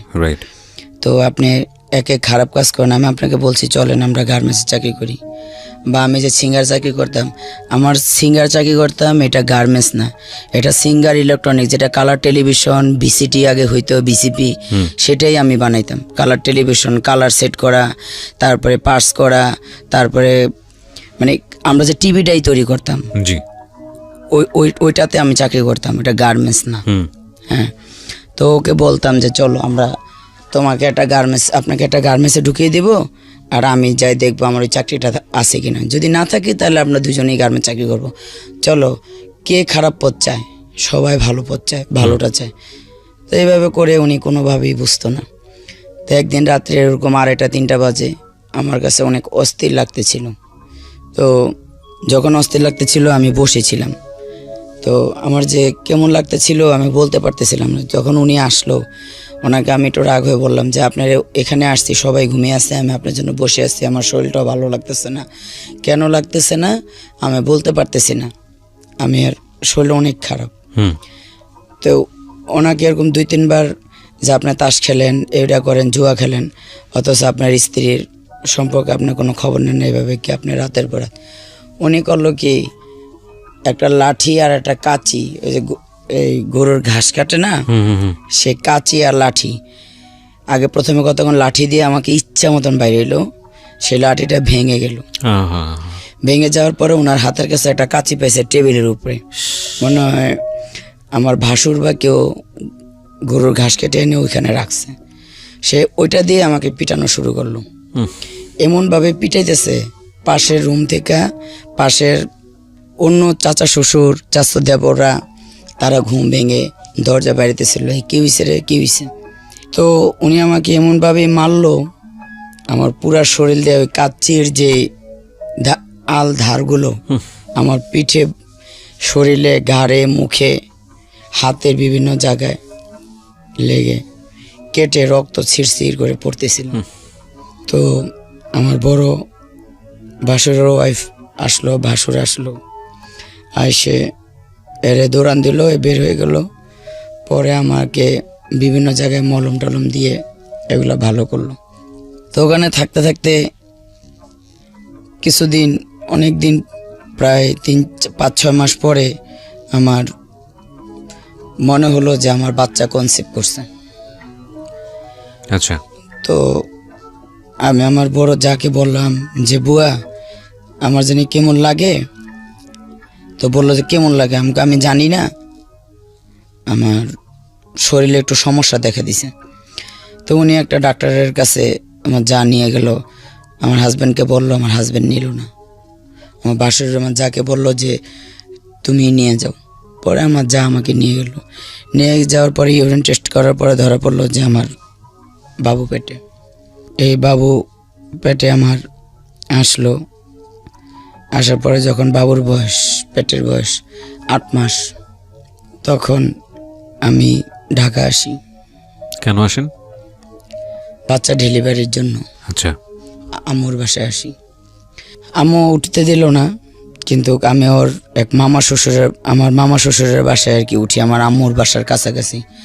যখন আমার একদম দিন তারিখ পরে আমি অনেক অসুস্থ হয়ে পড়ি, 9 মাসে পড়ে যায়, তখন এলাকার মানুষ ধরে আমার আম্মু আব্বুর কাছে দিয়ে আসে বাড়িতে। কিন্তু তাদের ওই একটাই রাগ, এত সুন্দর চাকরি, আমার এত সুন্দর চেহারা, বা আমি কেন এই কাজ করলাম। আসলে তাদেরকে আমি কখনোই বুঝাইতে পারি নাই, যেটা আপনি করেননি। আদৌ সে 93 সে 2000 সাল থেকে আদৌ পর্যন্ত, এত বছর আজকে 19 সাল চলে, আদৌ পর্যন্ত কাউকে আমি বিশ্বাস করাতে পারি নাই যে ওই বিয়েটা আমি করিনি, আমাকে জোর করে নিয়ে গেছে। কাউকে আদৌ বুঝাইতে পারিনি। তো তখন থেকেই তারা রাগ, আম্মা ঘরে উঠতে দিবে না। সে অনেক কষ্ট করে আমার বাসায় রইলাম। মেয়েটা প্রসব হলো আম্মা বাসায়। ওই আম্মা সবসময় রাগারাগি করে। হ্যাঁ, এমন হাজব্যান্ড এরকম সেরকম, মানে অনেক ধরনের বকাবাজ্য, যখন সবসময় রাগারাগি করতেই থাকে। এরপরে আমার মেয়েটার যখন 3 মাস বয়স হয়, তখন শেওড়াপাড়া আংশুক গার্মেন্টস লিমিটেড, ওখানে আমি সিকিউরিটি গার্ডের একটা চাকরি নিই। Security guard? জি, সিকিউরিটি গার্ড বলতে যে মেয়েদের চেক করে না গার্মেন্টস ছুটি বা টিফিন টাইমে, ওগুলো আমি চেক। ওখানে ঢুকলাম। ঢোকার পরে আমার হাজব্যান্ড দেশ থেকে আসলো। আসার পরে আমি তাকে বললাম যে আমি তো গার্মেন্টসে ঢুকছি, আসো তুমিও ঢুকো। কারণ না, গার্মেন্টসে চাকরি করে আমাকে পোষাবে না। উনি গেল ছিনতাই করতে গিয়ে মোহাম্মদপুর কি যেন জায়গাটার নাম, 7 নম্বর না যেন কি, এই ঢাকা মোহাম্মদপুর, এখানে গিয়ে যখন উনি ছিনতাই করে মানে আসতেছে, যখন পিছন থেকে মানুষ দৌড়ান দিল, তখন উনি রোড অ্যাক্সিডেন্ট করে মানে হসপিটালে নিতেই উনি মারা যায়। ও মাই গড! উনি তো মারা গেল। আপনি খোঁজ পেলেন কিভাবে? ওনার লগে যে উনি যে ছিনতাই করতো, উনি বাইক দিয়ে ছিনতাই করতো, বাইক অ্যাক্সিডেন্ট করছে, উনি মারা গেছে। ওনার পিছনে যে দুজন ছিল, একজন আহত বেশি হয়েছে, পাও ভেঙে গেছিল, আর হাতের কোনো মানে ভেঙে গেছিল। আরেকজন শুধু ওই আচর খেয়েছে, মানে কাটে কুটে গেছে। সুস্থভাবে উনি বাসায় চলে আসছিল, ফলে উনি পুলিশের হাতে ধরা পড়ে নাই। পুলিশের হাতে ধরা পড়ছে যে ওই যে পা ভাঙছে, হাত ভাঙছে, আর এ তো আস্তে আস্তেই স্পটেড মারা গেছে। হ্যাঁ, তো কি করব? লাশ নেওয়া বা যে ফর্মালিটিস? লাশ না, আমি লাশ আনতে যাইনি। মিথ্যা কথা বলে তো লাভ নেই, আমার গার্মেন্টসের চাকরিটা চলে যাবে। গার্মেন্টসে জানেন একদিন অ্যাবসেন্ট করলে চাকরি থাকে না। আমি যাইনি। আমার ভাসুর গ্রাম থেকে আসছে, উনি আর্মিতে চাকরি করতো। উনি আসছে, ওনারা লাশ নিয়ে যা করার এখানে মানে থানা থেকে ছাড়ানো, যা করা, হসপিটাল থেকে নেওয়া, তারপরে আমার ওই দেবরের বাসায় নিয়ে আসলো। আসার পরে আমি এখান থেকে দেখছি, আমি বরিশাল যাইনি। এখান থেকেই আমি বিদায় নিছি। তো আমার মেয়েকে নিয়ে চাকরি করতেছিলাম। খারাপ লাগতো না? মিস করতেন না? না, আসলে আমি তাকে তেমন করে কখনোই মিস করিনি, সত্যি কথা যেটা। তাকে আমার কখনোই এসব কাজ করতো, নেশা খাইতো, আর সে যে আমার স্বামী ছিল বা আমি তার স্ত্রী ছিলাম, তারও তেরকম কোনো ফিলিং ছিল না, আমারও তেরকম কোনো ফিলিং ছিল না। হয়তো অনেকের মনে আপনারা এই গল্পটা শুনতে মনে প্রশ্ন আসতে পারে যে ফিলিংস যদি না থাকে তাহলে বাচ্চা কিভাবে আসলো। আসলে বাচ্চা আসাটা বাচ্চা আসার জন্য ফিলিংস লাগে না। এটা যারা বাচ্চার বাবা হয়েছেন বা যারা সংসার করেন তারা এটা জানেন। এটা নিয়ে আসলে বলে লাভ নেই। হ্যাঁ, বলেন। তো আমি যখন চাকরি করতেছিলাম, তো আম্মা কন্টিনিউয়াসলি ঘরে রাগারাগি করতো, মেয়ে রাখতে পারবে না, মেয়ে পালতে পারবে না। তো একদিন আমি আমার যে জায়গায় চাকরি করতাম, সে জিএম স্যারকে আমি যারে গিয়ে বললাম যে স্যার, আমার তো একটা ছোট বাবু আছে, আর আমার এখানে তো হার্ট কোনো কাজ নেই, যদি আপনি অনুমতি দেন তাহলে আমি আমার বাচ্চাটাকে নিয়ে আসবো। যখন আমি চেক করব, আমার বাচ্চাটা আমি টেবিলের উপর শোয়া রাখবো বা পাশে বসায় রাখবো, আমি আপনার চেক ভালোভাবেই করবো, এখন যেভাবে করি আমি তখনও সেভাবেই করব। তো উনি বললো যে ঠিক আছে এনে দেখো, যদি কান্নাকাটি না করে। আপনার এই মেয়েটাই কি সেই মেয়ে যে এই আজকে এখানে মেয়েটাই সেই মেয়ে। যে এসছে আপনার সঙ্গে? জি। ও যুক্ত হবে আমাদের অনুষ্ঠানের কোনো একটা পর্যায়ে, এবং ওর একটা ভিডিও ফুটেজ আমি আমার ইউটিউব চ্যানেলে দিয়ে দিয়েছি। ও কি জানে আপনি যে গল্পটা এখন পর্যন্ত যতগুলো গল্প এখানে বলেছেন আপনার অতীত জীবন নিয়ে, ওকে জানে এগুলো? কত % জানে? ওর আব্বু এভাবে আসলে মেয়েটাকে কখনো আমি বলিনি, মানে এভাবে রাগ হয়ে কখনো বলছি তোর বাপে খারাপ কাজ করছে, তো হয়তো ওর সাথে রাগারাগি হয়ে যায় এই কারণে বলছেন ওর মেয়ে কত ভালো হবে, এগুলো বলে মারা সাধারণত এগুলো বলে, কিন্তু স্টোরিটা কখনো বলেননি, ঘটনা কি ছিল, কিভাবে বিয়ে শাদী হলো। মানে এরকম করে মেয়েকে বসিয়ে ওর বাবা নাই এগুলা জানে, বা ওর বাবা আর ছেলের বাবা আলাদা এটা জানে, কিন্তু ওর বাবা কিভাবে মারা গেছে, কিভাবে আপনাকে বিয়ে করেছে, কি হয়েছে ঘটনা, এগুলো এত বিস্তারিত জানতো না। সেই জন্যই বোধহয় জীবন গল্প অনন্য। আমি এই পার্ট পর্যন্ত ওনার মেয়েকে আমি এখানে রাখিনি, কারণ আমার কাছে মনে হয়েছে যে ওনার মেয়ে যদি পাশে বসে থাকে হয়তো অনেক কিছু উনি ফিল্টার করবে। ওনার মেয়ে তখনই যুক্ত হবে যখন আসলে প্রয়োজন, এবং ওনার মেয়েকে সহ আমি ছোট একটা ভিডিও ফুটেজ, স্পেশালি ওনার কিছু গল্পের ভিডিও ফুটেজ আমি আমার চ্যানেলে দিয়ে দিয়েছি প্রিয় শ্রোতা, আপনারা চাইলে ওখানে এসে দেখতে পারেন। আমার চ্যানেলটির ঠিকানা হচ্ছে www.youtube.com/rjkibria.fm। আমি আবারও বলছি www.youtube.com/rjkebria.fm। চ্যানেলটি আছে কিবরিয়া আরজে নামে, প্লিজ ওখানে লাইক দিতে ভুলবেন না।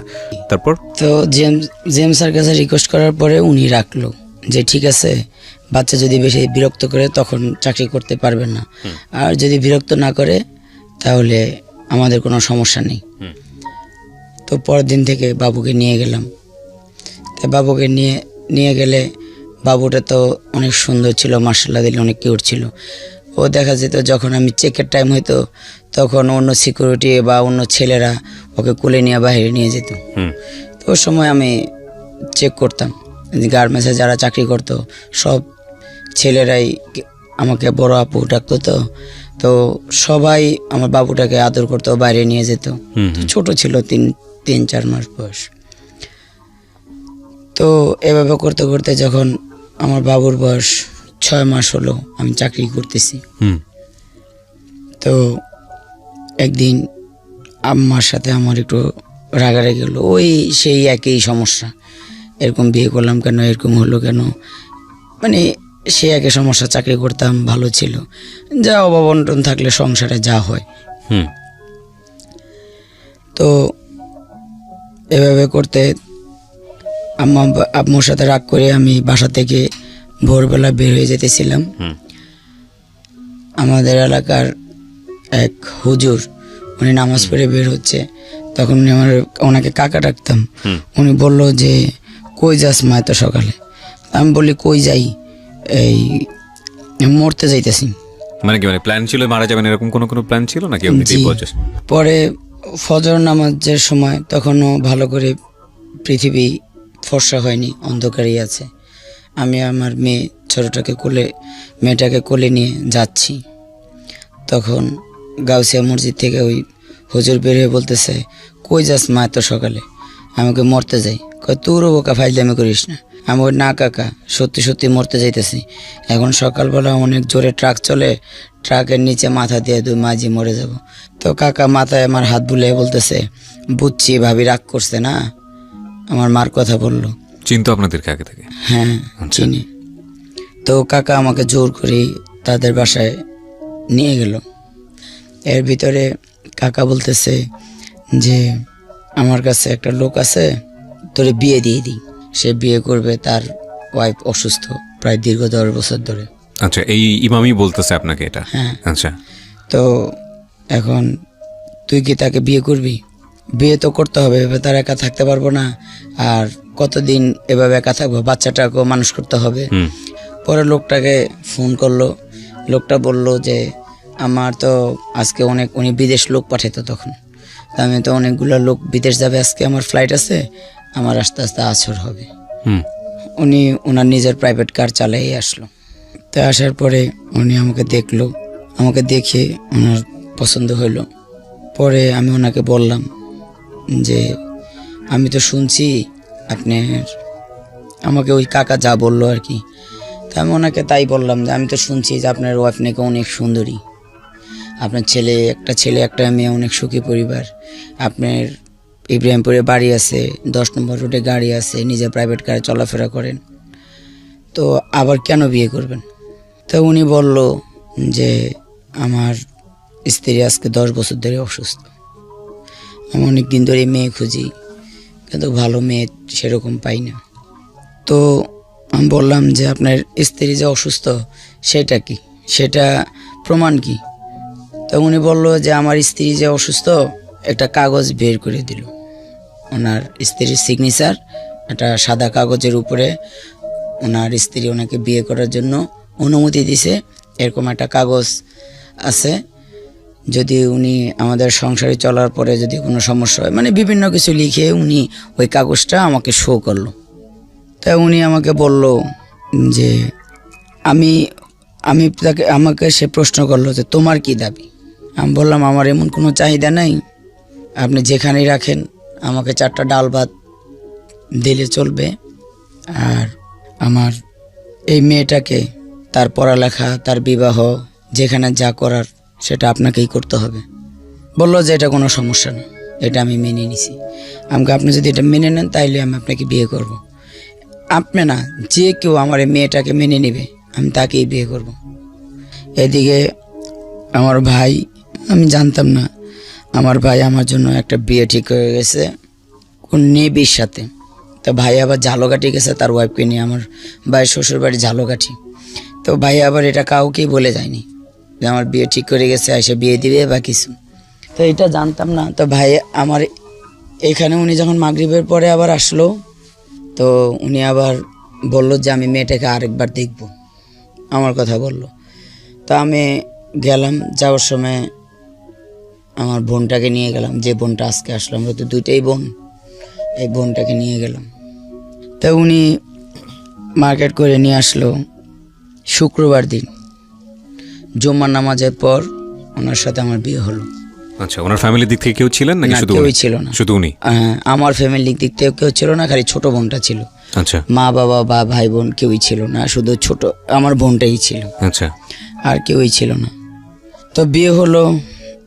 উনি বিয়ের দিন একটা কথাই বলছে যে আমি যেখানে রাখবো সেখানেই তুমি থাকবে, আমার ফ্যামিলির সাথে বা আমার ছেলে মেয়ে বা আমার আত্মীয় স্বজনের সাথে আমায় কখন তোমাকে মিলিয়ে দিব সেটা আমার ব্যাপার। ও, তুমি কাউকে আমি না বলা পর্যন্ত আমার কোনো আত্মীয় স্বজন বা কারোর সাথে তুমি যোগাযোগ করার চেষ্টা করবে না বা দেখার চেষ্টা করবে না, কারণ আমার একটা ছেলে আর একটা মেয়ে, তারা পড়াশোনা করতেছে, তাদেরকে আমি সৌদি আরব নিয়ে গেছি, তাদেরকে ওইখানে পড়াশোনা করাইছি, ওখান থেকে হজ করাইছি, এখানে নিয়ে আসছি, সব মিলিয়ে জিলে ওরা আমার অনেক স্বপ্ন, অনেক আশা, ওদেরকে আমি অনেক বড় করব।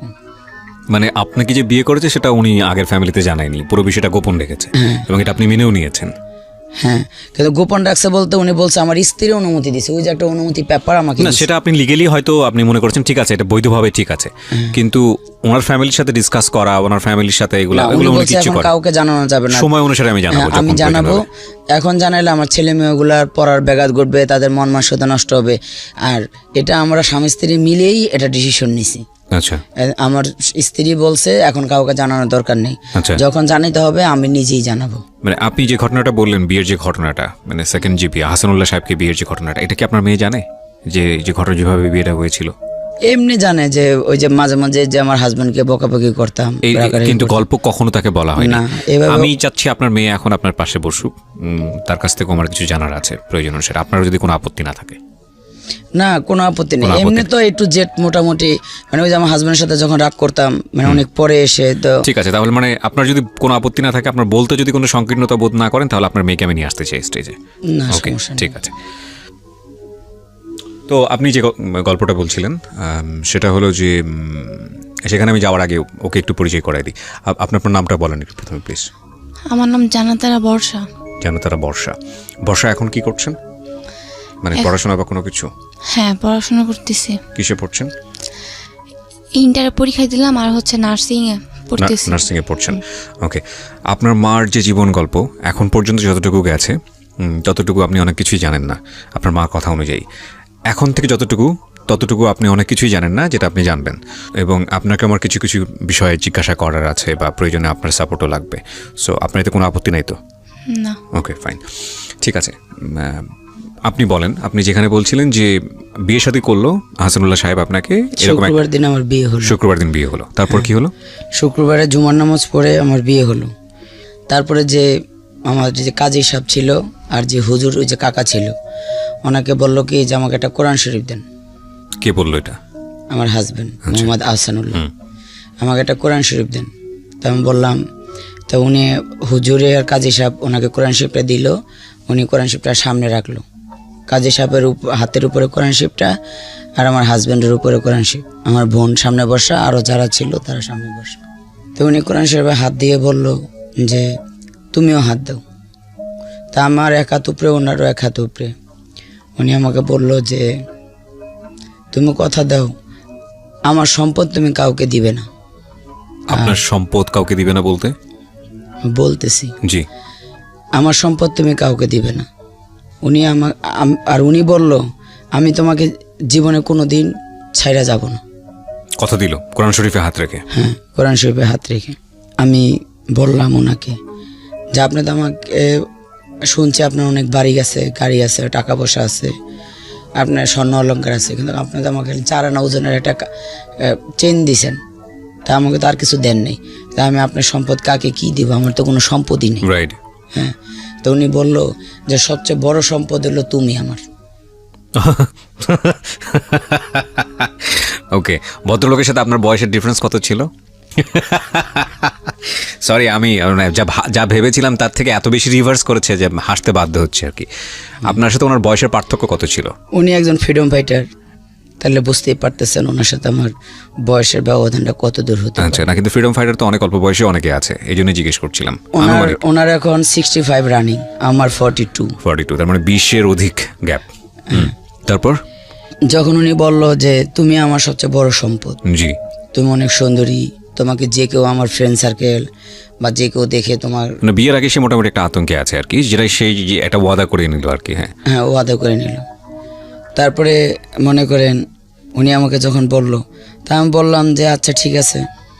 আমি ওনার সাথে কত সালে বিয়ে করলেন মনে আছে? 2000 সালে। 2001-এ। মানে আজ থেকে 18-19 বছর আগের গল্প। হ্যাঁ, উনি ওনার বাসায় চলে যায়, আমি আর আমার বোন আর মেয়ে আমার আম্মুর বাসায় চলে আসি। আচ্ছা, চলে আসার পরে ওনার যে গাড়ি চালায় যে ড্রাইভার, আমার হাজবেন্ডের যে মিরপুর রোডে গাড়ি চলতো, জি, এই 12 নম্বর টু মাজার, গুলিস্তান যে মাজার, ওখানে যে গাড়ি চলতো, এই গাড়িটা যে চালাইতো ওনার ওয়াইফ আমার সম্পর্কে বান্ধবী হয় এক ধরনের। আচ্ছা আচ্ছা। তো ওই বান্ধবীর বাসায় আমার হাজবেন্ড প্রায় আসতো যাইতো ওই ড্রাইভারের কারণে। তো যখন সেদিন আমি যাই তার বাসায়, আমি মাগরিবের আজান হয়, আমি তার বাসায় যাই, আমার ওই বান্ধবীর বাসায় গিয়ে আমি দেখি আমার বান্ধবী ওন্না ছাড়া বসে আছে। আমাকে দেখে আমার বান্ধবী ওন্না টান দিল। ঠিক তাৎক্ষণিকভাবে আমি তাকে কিছু বললাম না, কিন্তু সেটা আমার মেমোরিতে অনেক লাগছে। আপনার হাজবেন্ড ছিল ওখানে? হ্যাঁ। আপনার হাজবেন্ড ওখানে আছে আপনি জানলেন? জেনে গিয়েছিলেন নাকি? না না, এমনিতেই গিয়েছিলেন? আমি এমনিতেই গেছি। বাসায় ভালো লাগতেছিল না, হুট করে কি করলাম, মানে আপসেট মনে হচ্ছিল, তাই ওই বান্ধবীর বাসায় গেছি ওনার সব মানে কথা বলার জন্য যে কেমনি কি।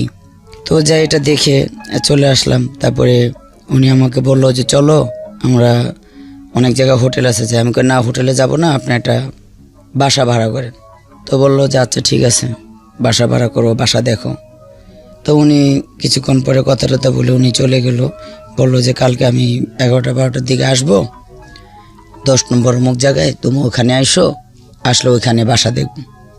আমি ওইখানে সকালে গেলাম, যাওয়ার পরে 3-4টা বাসা দেখলাম, দেখে পছন্দ হলো না। পরে একটা বাসা 10 নম্বরে ফলপট্টির এখানে শমশেরের গ্যাজের পিছনে, এখনও গ্যারেজটা আছে, তো ওটার পিছনে একটা বাসা, এক রুম সাবলেট ভাড়া দেয়। ওই বাসাটা ভাড়া নিলাম। এই ফাঁকে আমি আবারও বলছি আপনাদেরকে, ওনাদের যে গল্প চলছে সেখানকার একটা ছোট্ট ভিডিও ক্লিপস, একটা কোলাজ আমি বলবো, সব কিছু কম্বাইন করে আমার ইউটিউব চ্যানেলে দেওয়া আছে, আপনারা চাইলে ওখানে এসে দেখতে পারেন। ইউটিউবের ঠিকানা হচ্ছে www.youtube.com/RJKibriya.fm, RJKEBRIA.FM। চ্যানেলটি আছে কিবরিয়া আরজে নামে। অ্যান্ড প্লিজ চ্যানেলটিতে যাওয়ার পরে আপনি লাইক দিতে ভুলবেন না, লাইক তো না, সাবস্ক্রাইব করবেন এবং পাশে যে বেল বাটনটি আছে সেটা অবশ্যই অন করে নেবেন। জি, আপনি বাসা খুঁজছিলেন এবং একটা বাসা খুঁজেও পেলেন। হ্যাঁ, বাসা খুঁজে পেলাম, ওখানে উঠলাম। তারপরে আমার এখান থেকেই আমার জীবনের সংসার শুরু। জি, দ্বিতীয় সংসার। হ্যাঁ, দ্বিতীয় সংসার শুরু তো করতেছিলাম ভালোই। এর ভিতরে আমার 3 সালে আমার ছেলেটা হলো।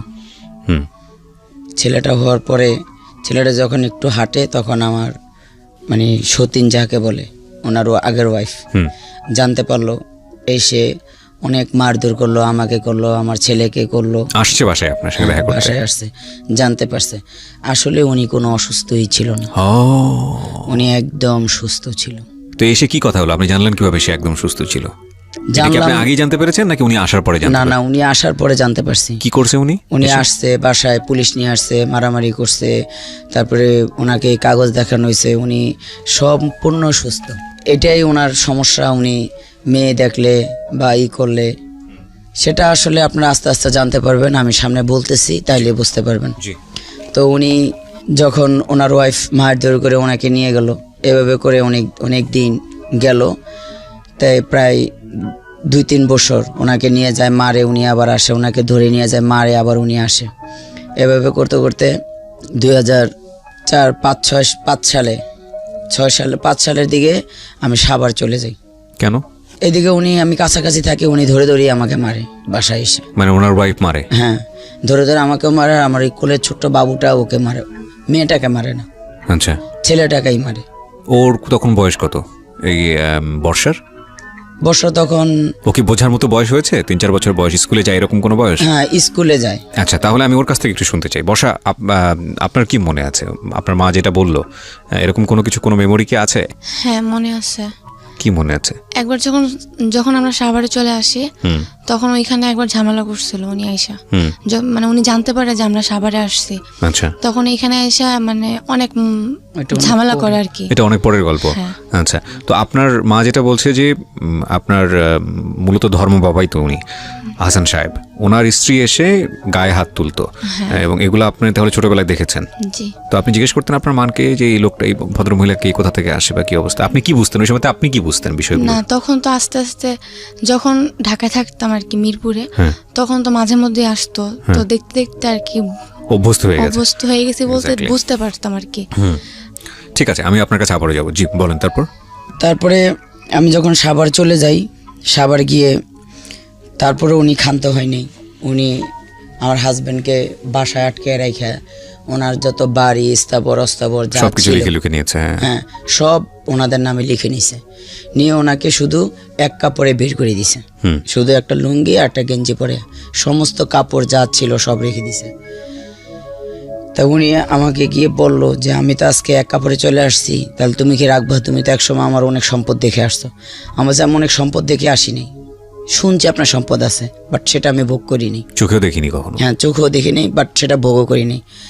আপনি আমাকে কখনো একটা বড় মাছও কিনে দেন নাই, বড় একটা মুরগিও এনে দেন নাই, শুধু আমার 4টা ডাল ভাত চাইছি, ওইভাবেই দিয়েছেন। 4টা ডাল ভাতি, 5 ভরি গহনও আমাকে দিয়ে দেন নাই। তো এখন যখন এক কাপড়ে আসছেন, তখন যেরকম আপনি আমার কাছে এখনও সেরকম। এটা বলতে গিয়ে তখন আমিও যখন 2006 সালে আমি সাভার একটা দোকান নেই, ছোট্ট একটা চার দোকান। তখন আমি 1 টাকা কাপ রং চা বিক্রি করি। আপনি বিক্রি করতেন? হ্যাঁ। আচ্ছা। সাথে আমার হাজবেন্ডকে বসে রাখতাম। আমার হাজবেন্ডকে আমি এতই ভালোবাসতাম, উনি কোনো কাজ করলে আমার ভালো লাগতো না, যে এত কষ্টের কাজ। উনি তো একসময় অনেক বিলাসিতা করছে, তো উনি চা বিক্রি করবে বা এরকম করবে, আমার কষ্ট লাগতো ওনার জন্য। উনি আপনার ওখানে থাকতো সাভারে? হ্যাঁ, আমার সাথে সাভার চলে গেল, এখানে সব লিখে দিয়ে। My goodness, what a life! একজন ফ্রিডম ফাইটার। এই জন্যই বোধহয় বলে যে ব্যক্তিগত জীবনের সাথে আসলে এই ধরনের কাজকে না জড়ানোই বোধহয় ভালো। কোটি কোটি টাকার মালিক কি নাই ভদ্রলোকের, সে এখন তারপরেও তো অ্যাটলিস্ট একটা জায়গা পেয়েছে সে, কারণ তার সেকেন্ড ওয়াইফ তাকে এতটা সাপোর্ট দিচ্ছে। At least is a lucky. মানে ওই পর্যন্ত, গল্পের এই পর্যন্ত। তারপর কি হলো? চার দোকানটা আস্তে আস্তে বড় করে ফাস্টফুডের দোকান করলাম। তো এভাবে করতে করতে একদিন পেপারে এই একটা বিজ্ঞাপন দিল যে কাতারের লোক নেবে ইনস্ট্রাক্টর। আচ্ছা। তো উনি ইন্টারভিউ দিল, দেওয়ার পরে রোববার দিনই এটা রেজাল্ট আসলো, ভয়েস সেলের থেকে নিবে আর কি। উনি তো সরকারিভাবে চান্স পাইল। পরে আমার হাজব্যান্ডকে পাঠাইলাম, 2007 সালের প্রথম দিক দিয়ে উনি গেল। পরে উনি 2007 সালেই আবার উনি ছুটিতে আসছেন। এদিকে দোকানপাট যা ছিল ওগুলো বিক্রি করে বোনের কাছে টাকা নিয়ে ওনাকে পাঠাইছি। 2007 সালে উনি আসলো, আসার পরে সাভারে অ্যাট এ টাইম 2টা বাড়ি কিনি। অ্যাট এ টাইম 2টো বাড়ি কিনেন? হ্যাঁ। আচ্ছা। অ্যাট এ টাইম 2টা বাড়ি কিনে কত সালে কিনেন? 2007-এ গেল, কত সালে কিনলেন বাড়ি? 2007-ই। 1 বছরের মধ্যে এত ডেভেলপমেন্ট কিভাবে হ্যাঁ, আসলো? উনি ওখানে যে ইনস্ট্রাক্টর গেছে, হ্যাঁ, 2.5 লক্ষ টাকা বেতন। ও মাই গড। ওকে ওকে।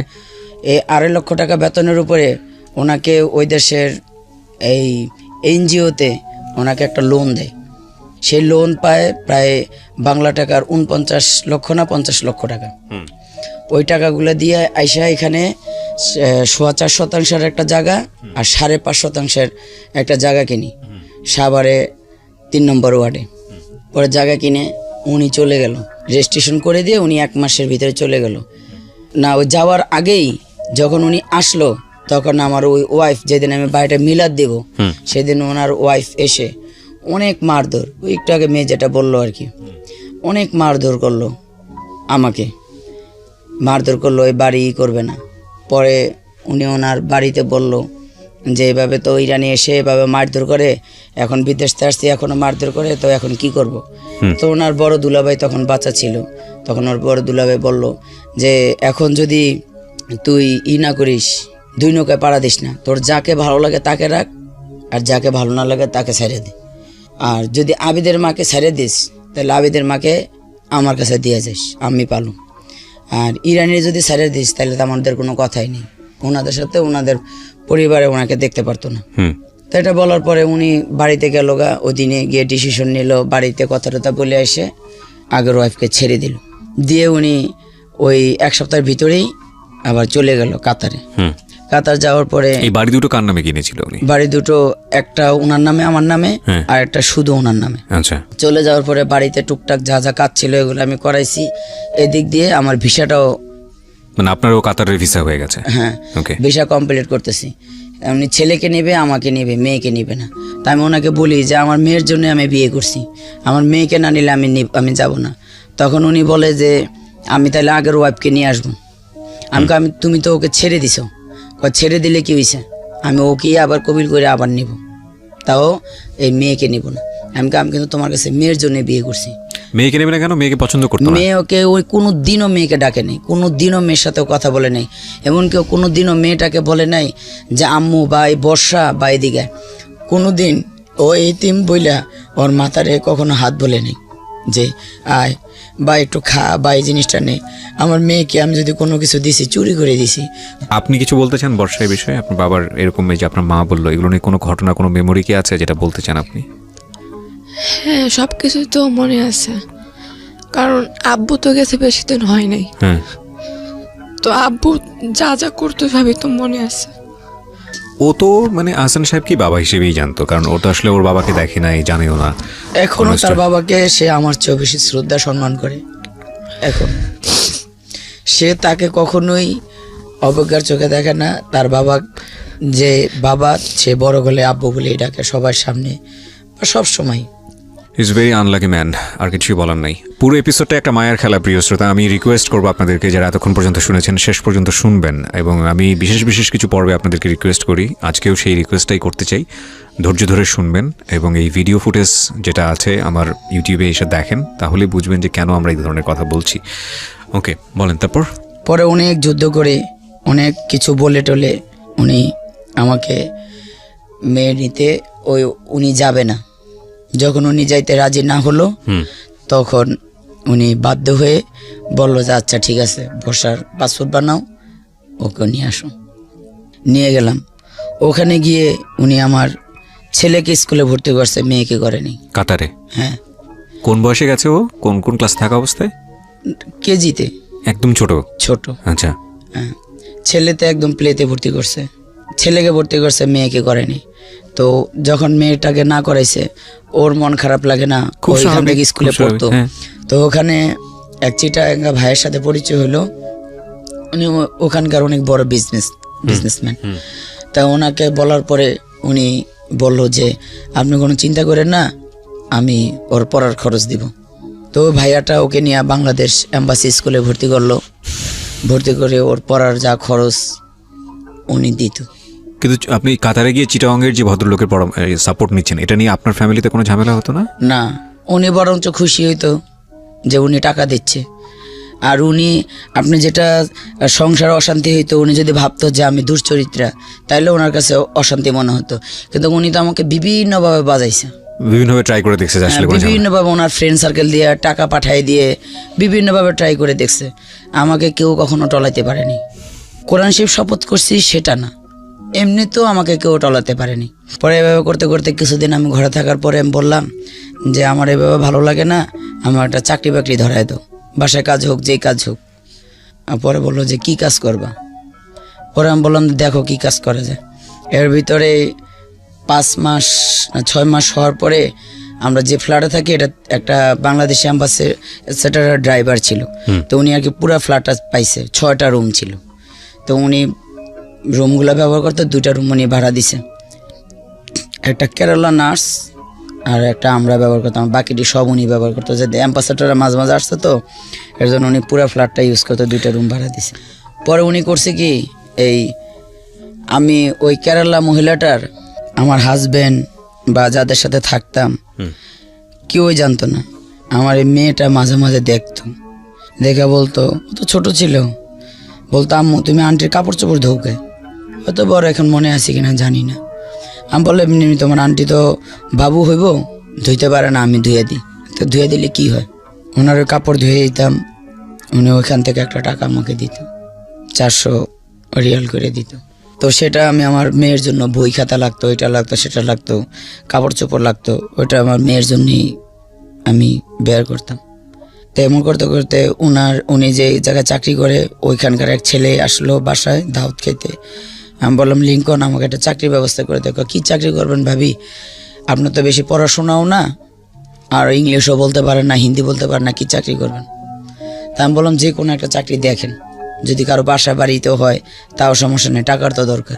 তো ওইখানে উনি নিয়ে গেল ফ্যামিলি ফুড প্ল্যান, মানে এটা একটা শপ, বিশাল বড় শপ। এই শপে নিয়ে গেল।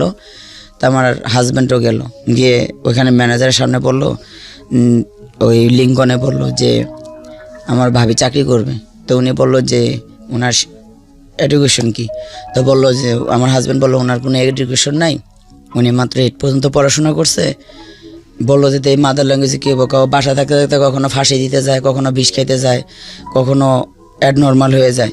তো ওরা এখানে রাখ, যদি ও চাকরি না করতে পারে তখন ওরা বুঝাতে পারবেন তোর কোনো জায়গায় নেয় না, আমি কী করুন। তো এই কথা বলার পরে উনি বললো, ম্যানেজার বললো যে ঠিক আছে 15 দিন তুই এখানে ট্রেনিং করবি, যদি তুই এখানে চাকরি করতে পারিস তাহলে তোরে আমি ভালো একটা বেতন ধরে দিব, আর যদি না করতে পারিস তাহলে তো বাদ।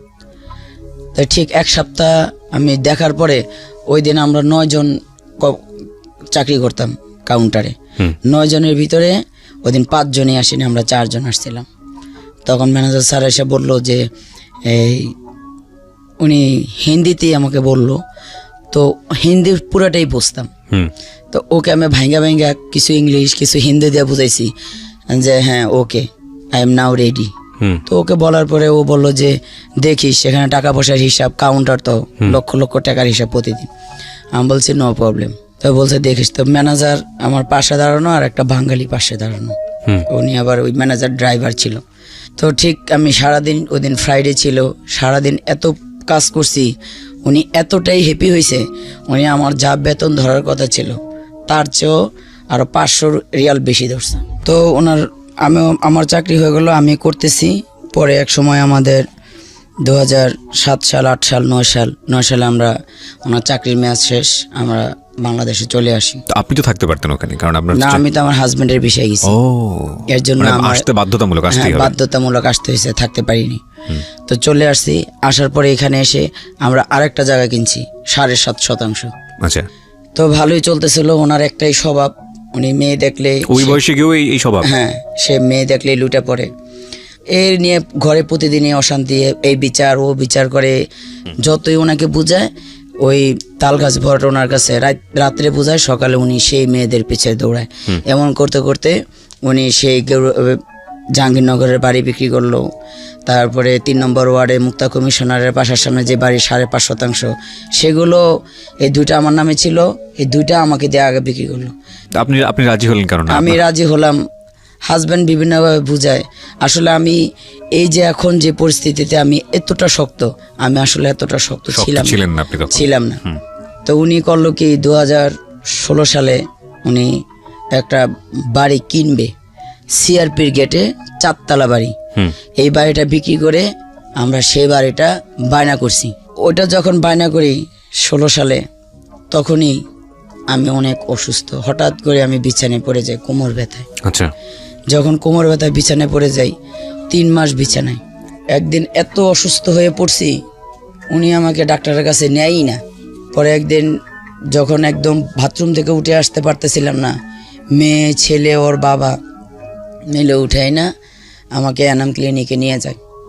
ওখানে অর্থোপেডিক ডাক্তার দেখায়। অর্থোপেডিক ডাক্তার সব টেস্ট করে বলে যে ওনার কোনো অর্থোপেডিক সমস্যা নেই, ওনাকে একটা গাইনি ডাক্তার দেখান। গাইনি ডাক্তার স্বাভাবিক টেস্ট না করেই ধরেই উনি বলছে যে মেবি ওনার ক্যান্সার হয়েছে। মানে কোনো টেস্ট মেস্ট না করেই একদম গাইনি ডাক্তার একদম প্রথমেই বলছে যে 100% না, আমি 99% শিওর যে ক্যান্সার। কেন? উনি কি সিমটমে বলছে আমি বলতে পারি না। আচ্ছা। কিন্তু উনি ডাক্তারি ভাষায়, ওনার ভাষায় বলছে। আচ্ছা। ঠিক উনি আমাকে বায়োপসি করতে দিল, যে কথা সেই কাজ, আমার ক্যান্সার ধরা পড়লো। মানে প্রথম টেস্টই ধরা পড়লো? হ্যাঁ, প্রথম টেস্টেই সাভার এনাম ক্লিনিকে আমার ক্যান্সার ধরা পড়লো। তা অনেকে বলে এনাম ক্লিনিকের রিপোর্ট ভালো না, এর জন্য আমি চলে গেলাম আবার ক্যান্সার হসপিটালে। আচ্ছা। ওখানে গিয়েও সেই রিপোর্ট করালাম, সেই একই রিপোর্ট, ক্যান্সার 2nd স্টেপে চলে আসছে। কত সালে ধরা পড়লো এটা? কত সালে? এই 17 সালের প্রথম দিকে, মানে 16 সাল থেকে অসুস্থ, 17 সালে প্রথম দিকে ধরা পড়লো। কোথায় ক্যান্সারটা? জ্বরের আউটসাইডে, 2nd স্টেজে। হ্যাঁ। এর ভিতরে আমার হাজবেন্ড আজকে 15 দিন আসে না, কালকে 10 দিন আসে না, পরশু দিনে 3 দিন আসে না। কই যায়? বাড়িতে যায় কেন? জমি জমানের ভাইদের সাথে গ্যাঞ্জাম আছে। হঠাৎ করে ছেলে আর মেয়ে বলতেছে কি, আব্বুর আজকে পিছে পিছে ধরবো। আব্বু কই যায়? এই ঘটনাটা আপনার মেয়ে তো বলতে পারবে, যেহেতু ওরাই ফলো করার কথা বাবাকে। হ্যাঁ, ওরাই ফলো করছে। কি হয়েছিল একটু বলেন তো আমাকে বর্ষা। আব্বু হচ্ছে ভাই আম্মুকে ফোন দিছিল যে আবিদের সাথে দেখা করবে। তারপরে হচ্ছে আবিদের তো ফোন ছিল না, পরে আম্মুর ফোন নিয়ে আমরা স্ট্যান্ডে গেছি আব্বুর সাথে দেখা করার জন্য। পরে আব্বু আর কি জানতো না যে আমি যাব। আমি আবার আম্মুরে বললাম যে আম্মু আর কি একটু সন্দেহ করতো আব্বুকে। আম্মু মাঝে মধ্যেই বলতো। তাই আমি আবার আম্মুরে বললাম যে আম্মু, কয়দিন পরেই তো ঈদ, তো যদি আব্বুর যদি কিছু দেখা করা থাকে বা হয়, যদি কিছু হয়ে থাকে তাহলে আজকেই যাবে মনে হয়, কারণ এত রাত্রে তো গ্রামে যাওয়ার কথা না। পরে বলে যে আচ্ছা ঠিক আছে তাহলে যাও। আম্মু যাইতে দিতে চাই নাই প্রথমে। আচ্ছা।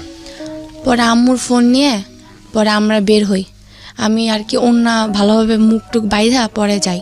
প্রথমে আবিদের সাথে, মানে আমার ভাইয়ের সাথে দেখা করে আব্বু কথাবার্তা বলে। পরে স্ট্যান্ডে একটা মসজিদ আছে, সেই মসজিদে আর কি আব্বু ঈশার নামাজটা পড়ে। পরে হচ্ছে আব্বু বের হয়, আমরা বাহিরেই আর কি দূরে দাঁড়ায় থাকি আব্বুকে দেখার জন্য। পরে আব্বুর পিছনে পিছনে যাই, আব্বু মুরগি কিনছে, মানে বাজার টাজার করছে। তখন হচ্ছে আরো বেশি সন্দেহ লাগলো, যেহেতু বাসার থেকে ফোনই বলে দিছে সে বাসায় যাবে না, আর গ্রামে গেলে তার এখান থেকে বাজার করে নেওয়ার কথা না। তারপরে হচ্ছে আব্বু কি করলো, বাজার টাজার করে একটু ওইখানে একটু ঘুরলো, ফোনে কথা বললো। পরে রোড পার হয়েছে, মজিদপুরের ওদিকে আর কি রোড পার হয়েছে।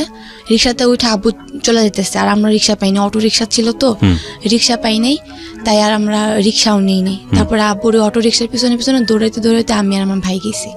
যাইতে যেতে হচ্ছে উনি মাঝপথে আবার রিক্সা থামাইছিল, দুধ কলা টলা এগুলো কিনছে। তারপরে আমরা আবার দৌড়াইতে অনেক দূর, মানে সেই জায়গাটা আমরা চিনি না আর কি, কখনো যাইনি। তো সেইখানে গেছি, যাওয়ার পরে আব্বু একটা গলি, অনেক বিশাল বড় একটা গলি, অন্ধকার আর কি, ওইখানে আব্বু ঢুকছে, আমরা ফলো করছি। তখন আম্মুকে ফোন দিছে যে আম্মু তুমি মানে যারা আর কি আব্বুর বিচার করতো সবসময় আম্মুর দোষ দিত, আর কেউ আব্বুর দোষ দিত না। তাই আমরা আম্মুকে ফোন দিছি যে আম্মু তোমরা সবাইকে নিয়ে দরকার হয় যারা আশেপাশে আসে তাদেরকে নিয়ে আসো, কারণ প্রমাণ তো এখন এরকম তো আর প্রমাণ পাওয়া যাবে না। তারপরে হচ্ছে আম্মুকে ফোন দিছে, আম্মু আসতে না আসতেই আব্বু কি করছে বুঝে গেছে, মানে ওই মহিলাটা বুঝে গেছে যে আমরা আসছি।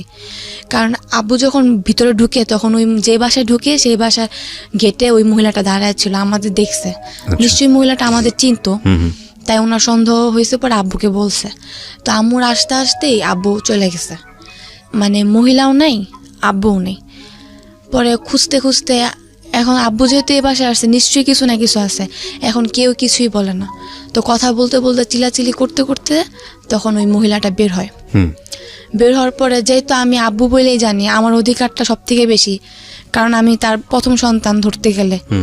তো আমি মানে ওনাকে বলি, রাগের মাথায় আমি তার সন্তান, অনেক কিছুই বলতে পারি। আমি বলছি আপনি কিভাবে আসলেন, কি কারণে আসলেন, সব জানা শুনে কিভাবে আসলেন, আপনি কি জানেন না তার 2টা সন্তান আছে, তার সংসার আছে? বলে তার তো 2টা সন্তান নেই, তার তো একটা সন্তান, তুই কথা বলিস কেন? না আমাকে বললো তুই তো তার কিছুই না। তখন তো সেখানে আমার কিছু বলার থাকে না। তারপর আমি বললাম যে মানে, পরে বলে আমি সব জানা শুনেই আসছি, কিছু না জানা আসিনি। তো আমরা ওই পর্যায়ে চলে আসি, কারণ তখন তো আমাদের কিছু বলার থাকে না। এখানের বাসার বাড়িওয়ালাও বলছে যে উনি ওনাকে বিয়ে করেই এই বাসা ভাড়া নিছে, এখানে তো আপনার এখানে কোনো কিছু বলার থাকে না আমাদের কাছে। ওনার তার মানে আপনারা জানতে পারলেন যে উনি আরেকটা বিয়ে করেছে। উনি বলছে আমি সব জানিয়ে আসছি, আপনার যে ক্যান্সার ধরা পড়ছে তারপরে এর জন্যই বিয়ে করছে। ক্যান্সার ধরা পড়ছে এই কারণে বিয়ে করেছে। এটা 2017 সালের গল্প। আচ্ছা, তারপর কি হলো আপনার কাছ থেকে শুনি আলেয়া জি। পরে উনি আমাকে রাখবেই না, আমি গেলাম আমাদের এলাকার মুক্তা কমিশনারের কাছে বিচার দিলাম, এলাকার সবার কাছে বিচার দিলাম। ওখানে বিচার হলো, সব বিচারে বসে বললাম যে সমস্যা কি। উনি আমার কোনো দোষ দিতে পারলো না, আমি ওনার একটাই দোষ দিছি, ওনার মেয়েলি স্বভাব আছে। তো উনি বলল যে না আমার কোনো মেয়েলি স্বভাব নেই। তাই বললো যে কি স্বভাব নেই বলতে পারেন। তারপরে ওনারে আমি সমস্ত উনি কমিশনার বলল আপনার কথার সাথে প্রমাণ দিতে হবে।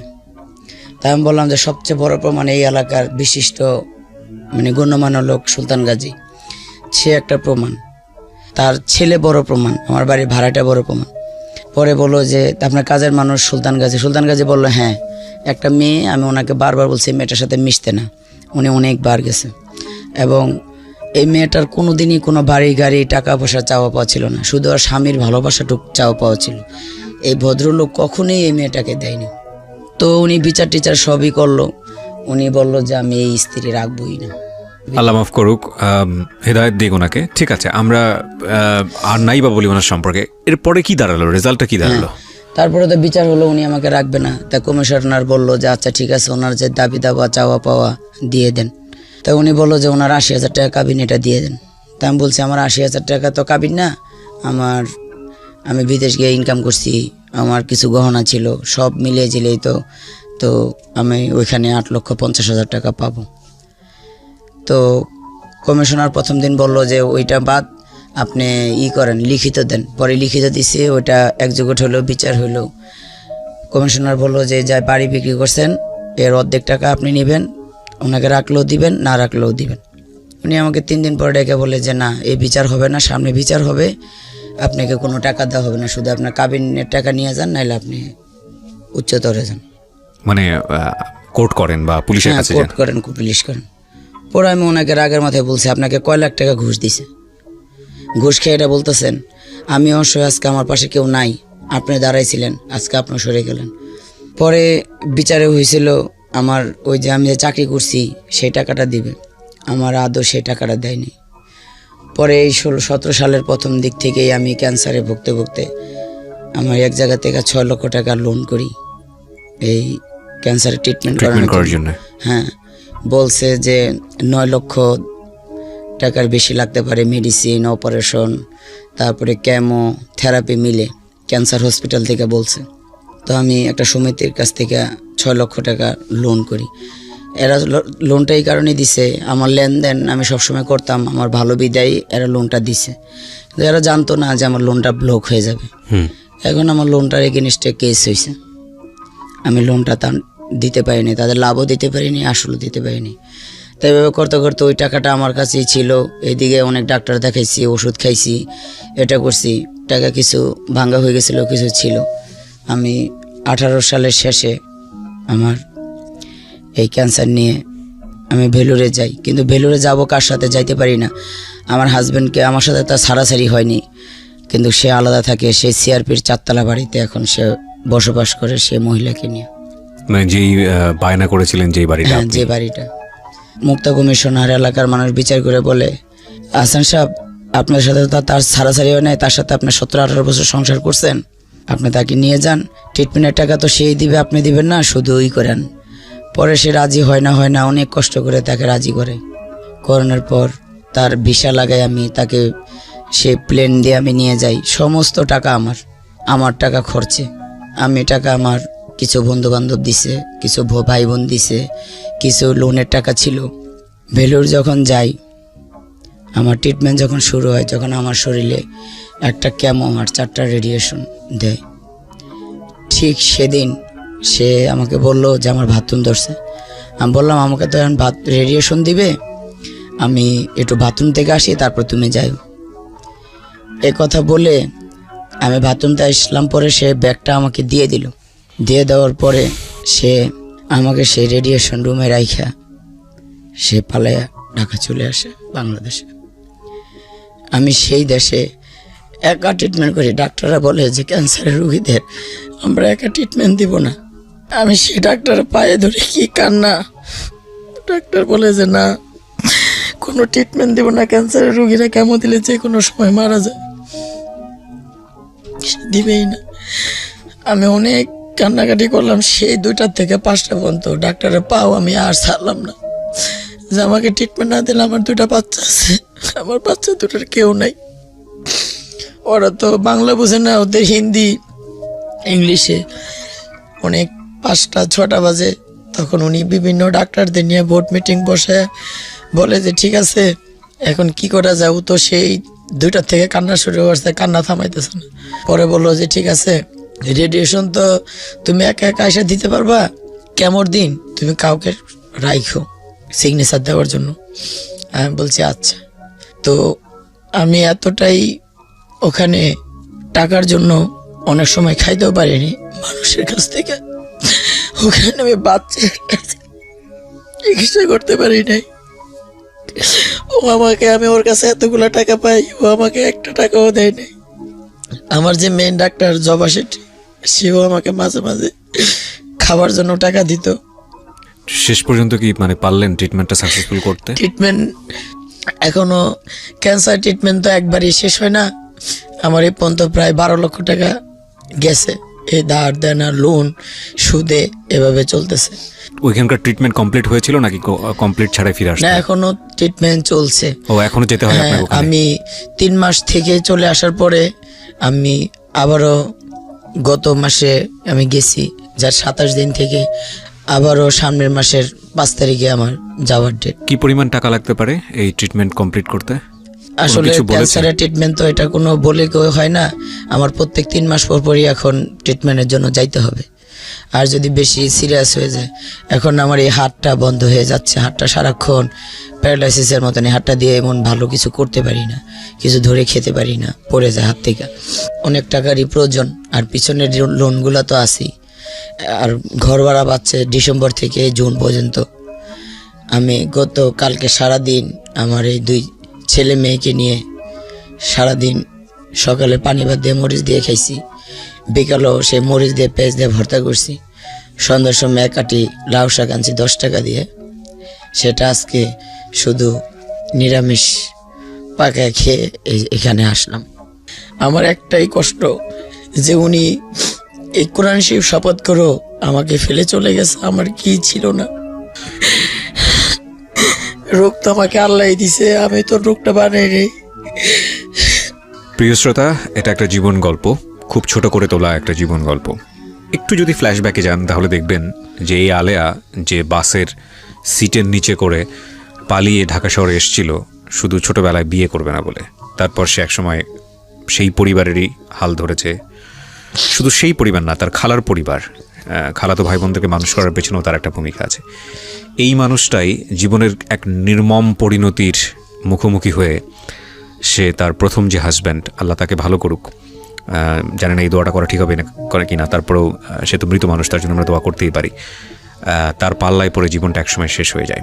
যে ভিডিওতে যে মেয়েটিকে আপনারা দেখতে পেয়েছেন বর্ষা, শুধু এই মেয়েটিকে সুন্দরভাবে লালন পালন করার জন্যে সে একসময় এমন একটা মানুষের হাত ধরেছিল, তাকে কন্ডিশনই দিয়েছিল যে আমার কিছু লাগবে না, শুধু আমার মেয়েটাকে তুমি মানুষ করো। সেটাও সে হয়নি। এবং নিয়তির এমন কি নির্মম পরিহাস। একটা কথা আছে, সৃষ্টিকর্তা কখনো আমাদের অমঙ্গল চান না, নিশ্চয়ই চান না, আমি এটা অনেক বেশি বিলিভ করি। এবং সেই পরিণতি এমন একটা জায়গায় এসে দাঁড় করিয়েছে তাকে যে সে এখন ক্যান্সারের একটা পেশেন্ট, এবং তার যে বর্তমান অবস্থা, সম্পদ তার হাতে এসছে কিন্তু সম্পদ তার হাত থেকে অনেকবার চলে গেছে, এবং এমন একটা ভয়ঙ্কর অবস্থার মধ্যে সে আছে যেটা আসলে বলে কয়ে বোঝানোর মতো না। বাট ওই যে বললাম যে নিশ্চয়ই আল্লাহ ভালো কিছু চান, যে কারণে হয়তো সে জীবন গল্পে এসছে। আমি সবসময় একটা কথা বলি, জীবন গল্পের যে কমিউনিটি, যে বৃহৎ কমিউনিটি, এত পাওয়ারফুল কমিউনিটি, আলহামদুলিল্লাহ, with the name of almighty Allah. এবং দেশের বাইরে আপনারা নিশ্চয়ই জানেন আহনাফের জন্য আমরা একটা খুব ভালো কালেকশন করেছি, সেটার আপডেট আমি ইউটিউবে দিয়ে দিয়েছি।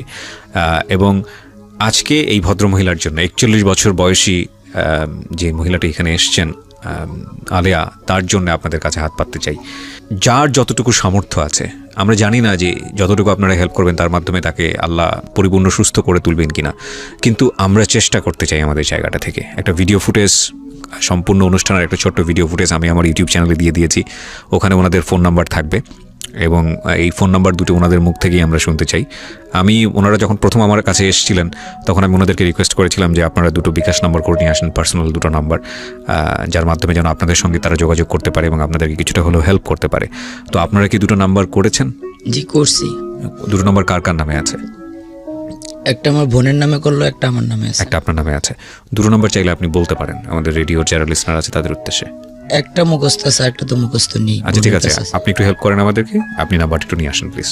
আচ্ছা আপনার যেটা মুখস্থ আছে ওটা বলেন। হ্যাঁ, 01708306020। আবার বলেন। 01708306020। আরেকবার বলেন। 01708306020। এই নাম্বারটি যিনি আজকে এখানে ক্যান্সারের পেশেন্ট, ভিকটিম, বা যার জীবন গল্প আপনারা শুনলেন আলেয়া, তার নামে আছে। এটা পার্সোনাল নাম্বার, বিকাশ নাম্বার। আপনারা এই নাম্বারে অর্থ সাহায্য পাঠাবেন, সেটার জন্য আমি বিনীতভাবে রিকোয়েস্ট করছি। এবং একই সাথে আপনাদেরকে এটাও বলতে চাই যে এই নাম্বারে তার সঙ্গে আপনারা কমিউনিকেট করতে পারেন, কিন্তু আমার বিনীতভাবে রিকোয়েস্ট থাকবে আপনাদেরকে, বিনীতভাবে, বিশেষ করে দেশের বাইরে যারা শুনছেন, আপনার কোনো ব্যাংক অ্যাকাউন্ট নাম্বার আছে? হ্যাঁ আছে। আচ্ছা, ব্যাংক অ্যাকাউন্ট নাম্বারটাও আপনি চাইলে বলতে পারেন। 17,819। 17,819। এটা কি মানে কোন ব্যাংকের? ইসলামী ব্যাংক। ইসলামী ব্যাংকে। ভাঙ্গা ভাঙ্গা বলো। 17819। আগে পিছে কোনো কিছু নাই?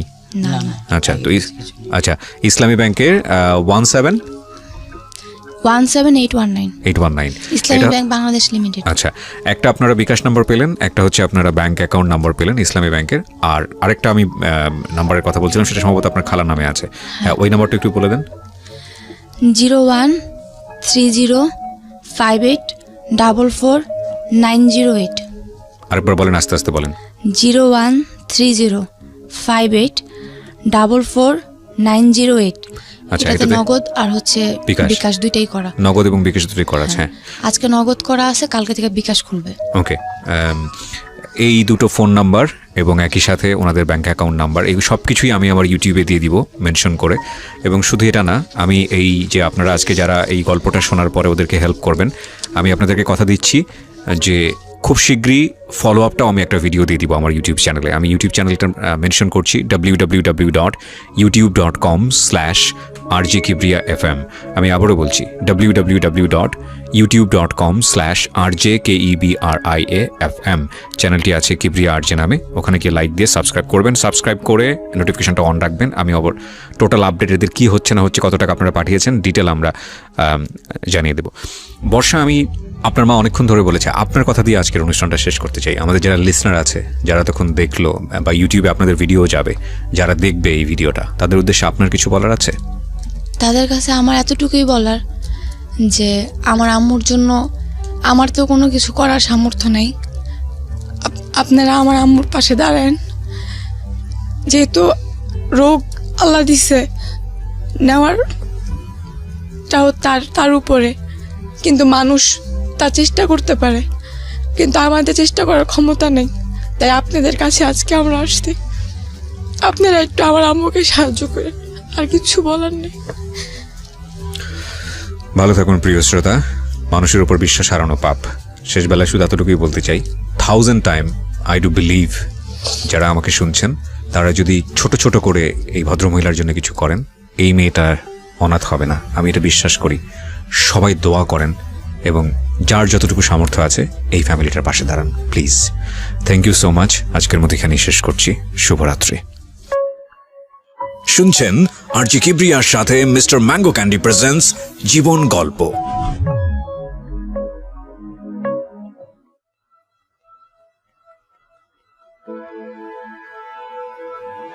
Love, hate, challenge, motivation, lies, truth, impossible, virtue, morality, something beyond entertainment. Welcome to my stage of reality. Stay tuned. Sunday and Wednesday with me, Archie Kibriya, only on Dhaka FM 90.4.